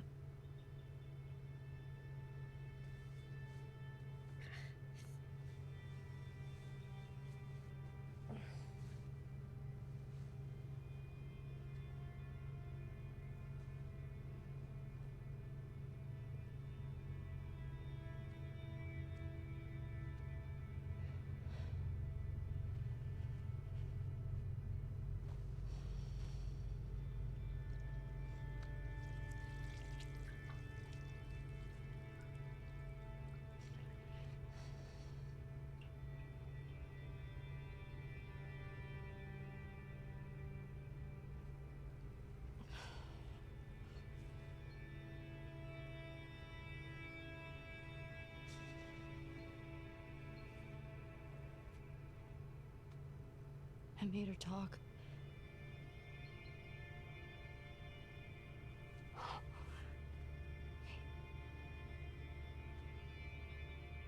It's okay.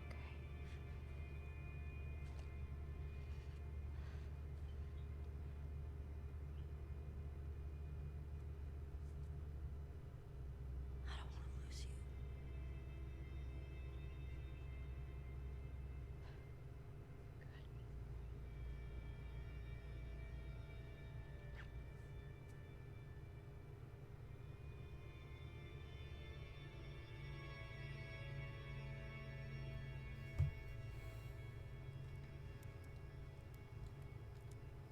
Oh, flashback again. Okay, hold on.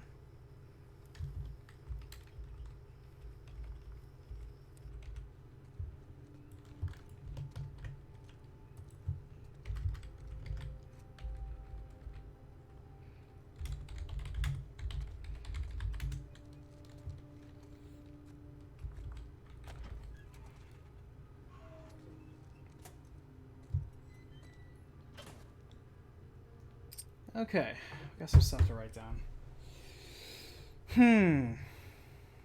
Okay. Da-da. Up.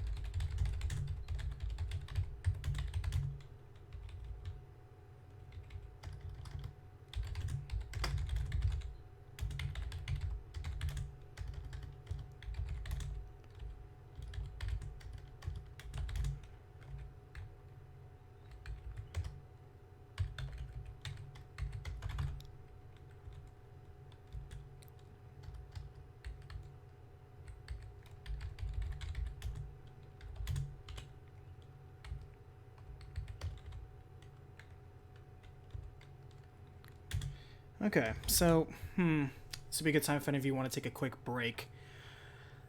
Let's see. I suppose we'll play through this flashback and then call it a night. But reviewing the significance of what we just saw. Alright. Stuck at the hospital, confronted Nora, gave chase, pushed into a corner, she dragged them both down into the spore-filled basement.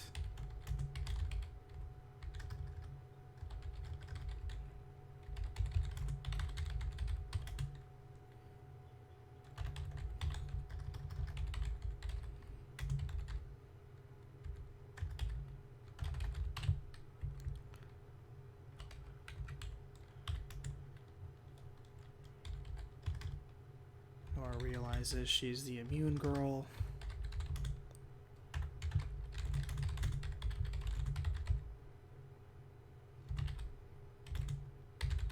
Mentions there's no more fireflies.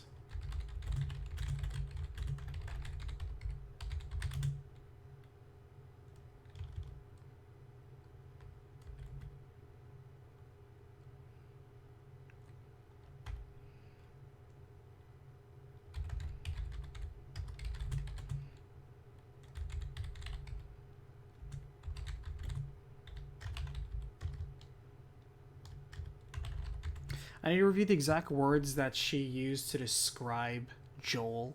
I know she said he was a little bitch, but there was something else she said before the torture. I have to look back on what she said.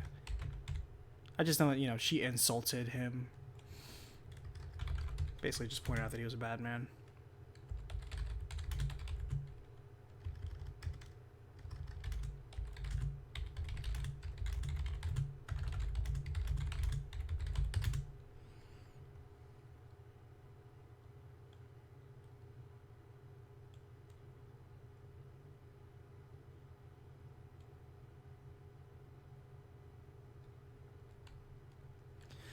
At the same time, by the way, given the pacing of this game where like every 2 or 3 hours we actually get a scene of actual story content, I'm okay with that from an editing standpoint because it means this will be really easy to review footage with, because other than the select timestamp stuff that I have, I can cut out literally everything from one point to another point and know that I'm not missing anything.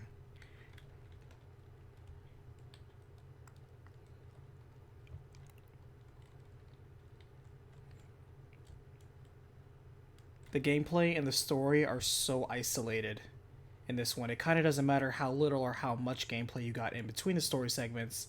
It's kind of like Death Stranding in that same sort of format, where you have the cutscene and exposition and then like hours of doing your walking and climbing, and then you have your exposition cinematic again. It literally doesn't matter what's in between.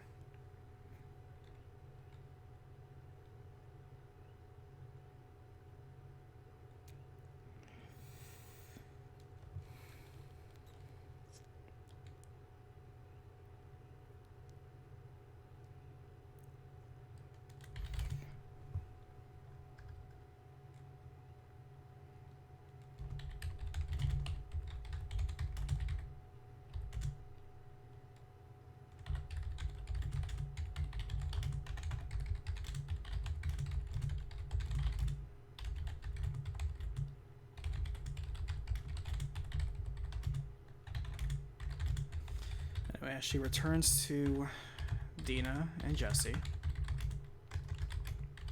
She is visibly shaken.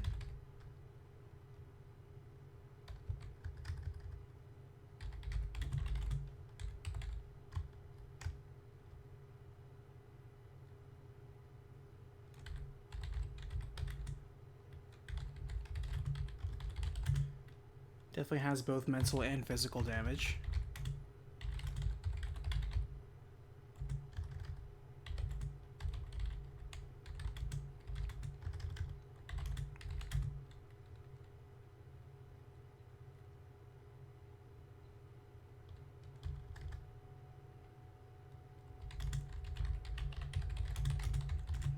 Would you say it's her first time torturing someone and that's why she's so upset? Is that the implied rationale for why she's so visibly shaken? Because it's not for killing a person. She's not visibly shaken for killing a person. She's probably visibly shaken because of the torture. Are we meant to infer that that was her first time torturing someone? She's familiar with torture because, as we went through before, she's familiar with how Joel tortured people, so she recognized it. Are we therefore meant to assume that this is her first time and therefore she's mentally unprepared for it? So,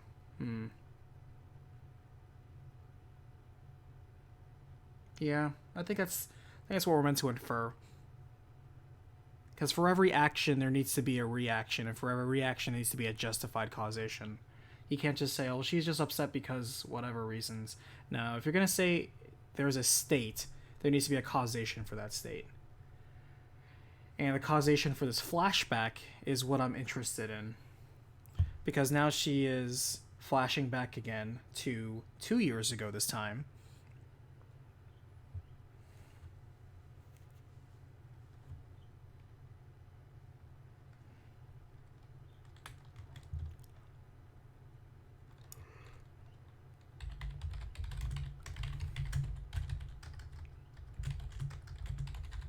I'll rewatch that scene later.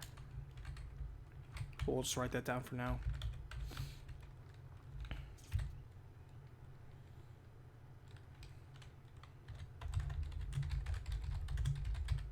Right now I'm writing in the flashbacks as if they are purportedly significant to the event that just transpired.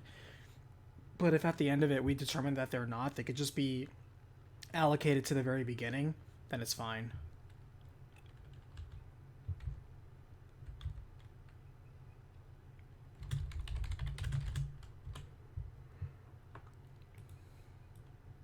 Okay.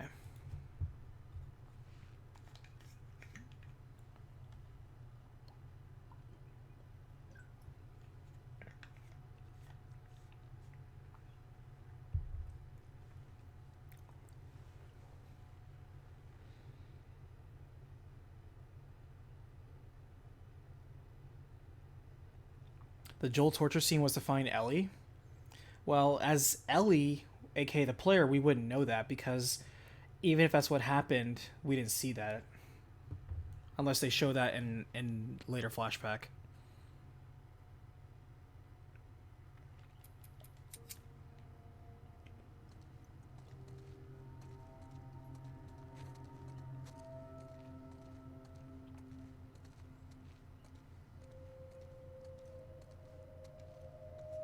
Left a lot of stuff behind.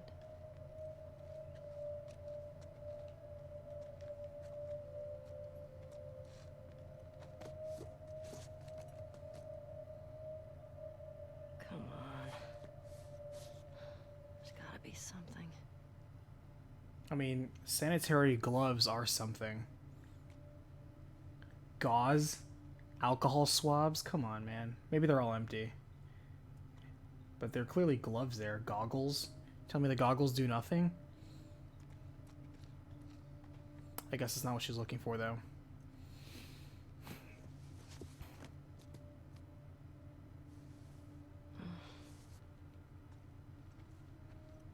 Why'd you all leave?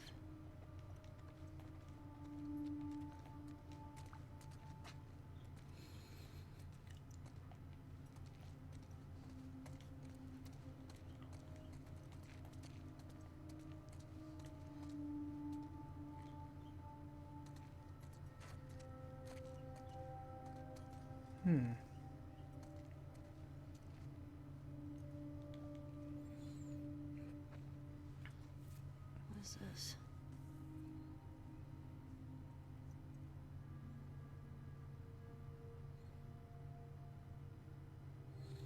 So this is her own scans, because that's definitely her wound.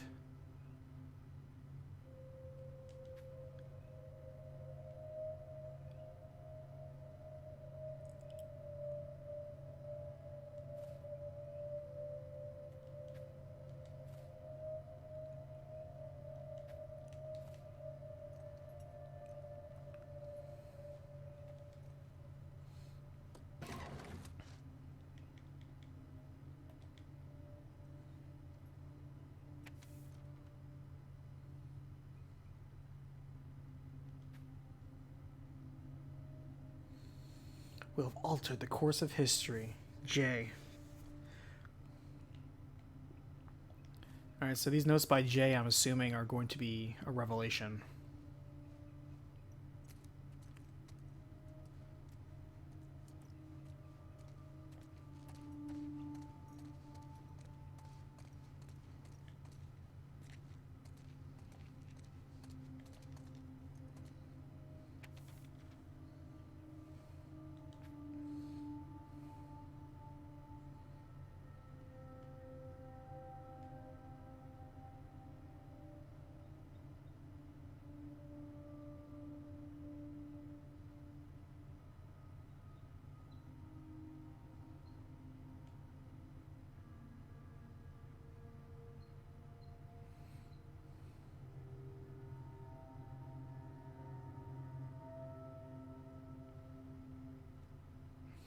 Okay, so this is actually good lore right here because she is learning firsthand that the Fireflies disbanded 2 years ago. Or at least 2 years ago.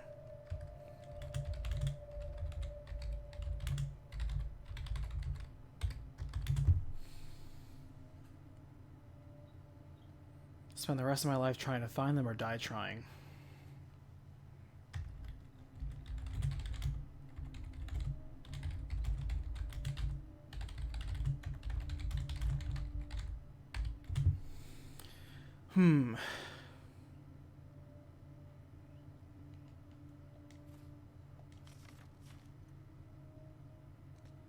Yeah, there was definitely an audio log in the first game when they were in the Southern Colorado campus or whatever, the university, where the doctor was like, I mean, yeah, it's still a risky procedure.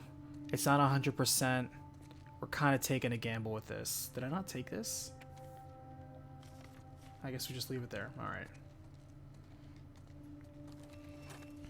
It was their best shot, granted, but, you know.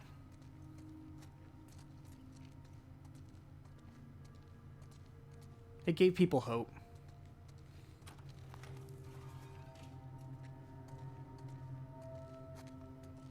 I want the ghost of Joel to come out, and he looks like, I don't know, the ghost of Christmas past. And be like, Jella, why didn't you not avenge me? And then points to a gravestone that has her name on it, and she's like, if you don't change your ways, this will become you. Alright, Destroyer, you have a good one. How's it going, Mini Donut? I think this is the ending of the last one, more or less. The remnants of the hospital. Oh, look, it's a similar tape recorder. Most people have left already. I don't know which group I'm gonna join. I was one of the ones that wanted to go after the smuggler and the girl. They said, even if we found her or by some miracle found someone else that's immune, it'd make no difference. Because the only person who could develop a vaccine is dead.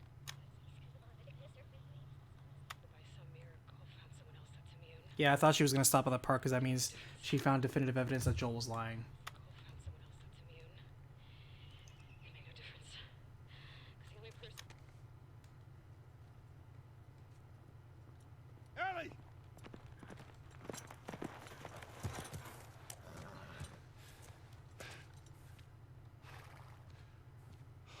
Come here. What the hell are you thinking? Running off in the middle of the night like that.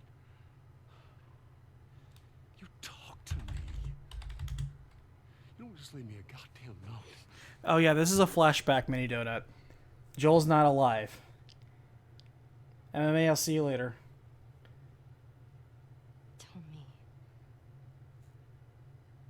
What happened here?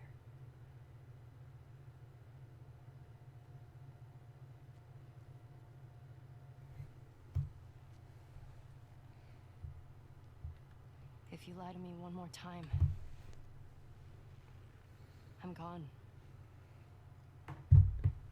You will never see me again. This is the liar revealed trope. But if you tell me the truth, I'll go back to Jackson.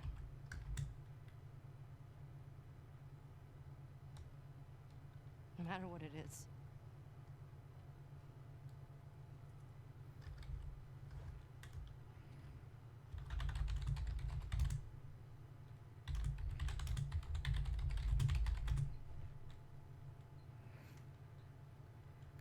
Just say it. Yeah, well, there was an event that happened before this in a hospital, and it triggered a memory of her going to the hospital again, where she discovered that Joel's basically lying.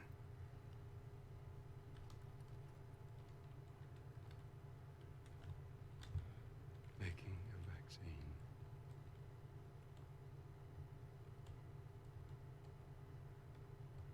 Would have killed you.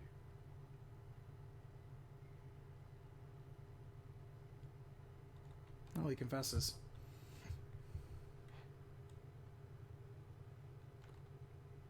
So I stopped them.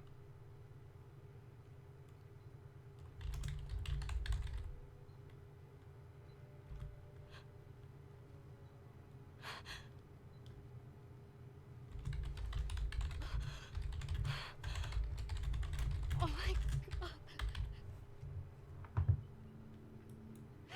Hey, Gingy, thanks so much for subbing. I appreciate you.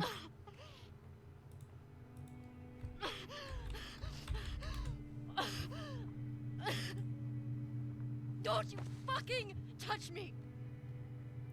Well, she was suspecting because she confronted Joel on it again like 3 years ago, and then this is 2 years ago. And now she found definitive evidence that Joel was lying.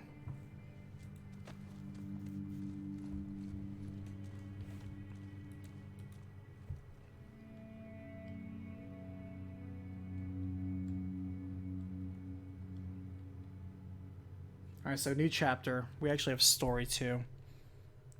That seems to be the way we're going across it. We have 2-3 hours of no story, and then we have a story dump. Kojima would be proud.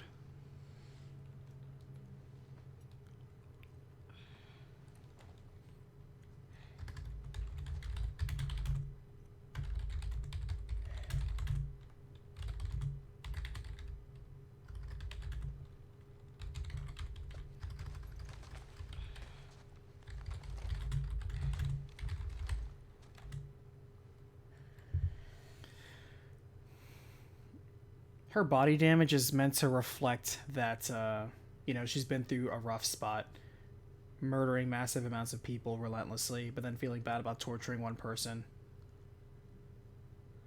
So she's going through mental damage and physical damage. I suppose it's catching up to her. You can only murder X many hundred of people before you become like an urban murder monster. We actually don't know anything about our pregnant friend, because she only appears to soothe you when you come back from a mission. She actually hasn't joined us. We did the last couple missions solo.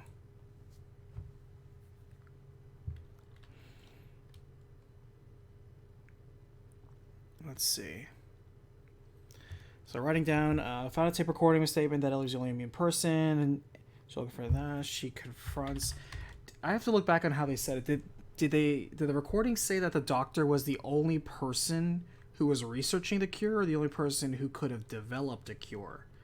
I'm writing a note to look at the exact verbiage, because those insinuate still things. Yeah, Asian guy named Jesse is still there. We're gonna stop there for today though, because I just said we're just gonna play through the flashback and then call it a night. So I apologize, Jinji Donut, for you jumping on just now, and then we're just about to bail out. But you know what? Like everything else, as soon as I'm done with this, I upload it on my side channel, YouTube OBM Plays, and so you can watch the entire session. Those sessions are about 2 to 3 hours. He said it was the only one that could develop the cure. I wonder about that. Because first of all, there's no way he was the only person looking into and researching the cure, because we found a bunch of doctors, and a bunch of doctors who were dead from the university who were definitely looking into the cure. So it was definitely a team going on now. Maybe most of them were killed. Most of them maybe didn't survive the journey. Maybe he was the last one left. Seems kind of weird that he would kind of be the only hope of a doctor with maybe a chance of getting a cure. It's kind of weird. Dark, it's hilarious that you're jumping in at the very moment that I'm jumping out. Yeah, I'm going to play tomorrow night for sure. Maybe even during the day. It's kind of weird. I didn't play during the day today because it was storming really bad. I lost power for 30 minutes, and I was like, I'm just going to let the storm do its thing. But yeah. Yeah, thanks so much, Donut. I appreciate you jumping in.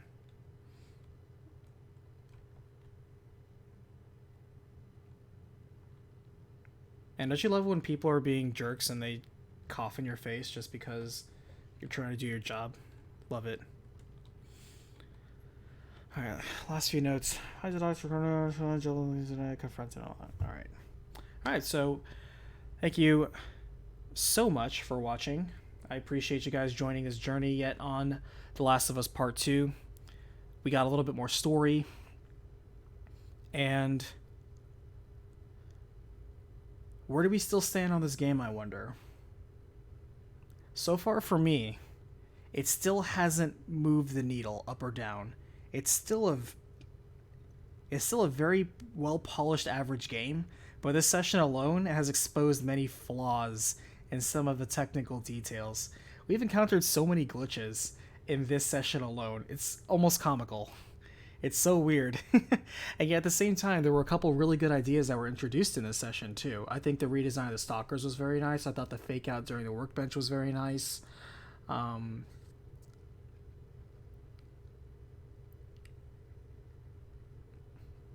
We actually got a little bit more of an interesting reaction between her confronting Joel in the past, so that clearly has been stamped. That might be the reason why she was so cold to him in the very beginning of the game. We're wondering what happened between them. So, okay, we're getting some causality here. So, yeah. Yeah, Donut, Dark, and Jinji, just letting you guys know, here's my working theory. I'm going to keep saying it because until I'm proven wrong, this is my working theory. My working theory so far in this story is that it's going to end up just like Hamlet. This is literally just a version of Hamlet. In which case, everybody's gonna die horrible and incidental deaths, just between the struggle of Abby and Ellie both trying to get their mutual revenge on each other. It's gonna end like Hamlet. Everybody's sad, nobody gets a good ending, they might all even die, or at least come back so crippled they're useless, and then some Joe Schmo is gonna come in and just kind of take credit for everything at the end. So if that happens, it's Hamlet. And that'll be funny to me. But we'll see.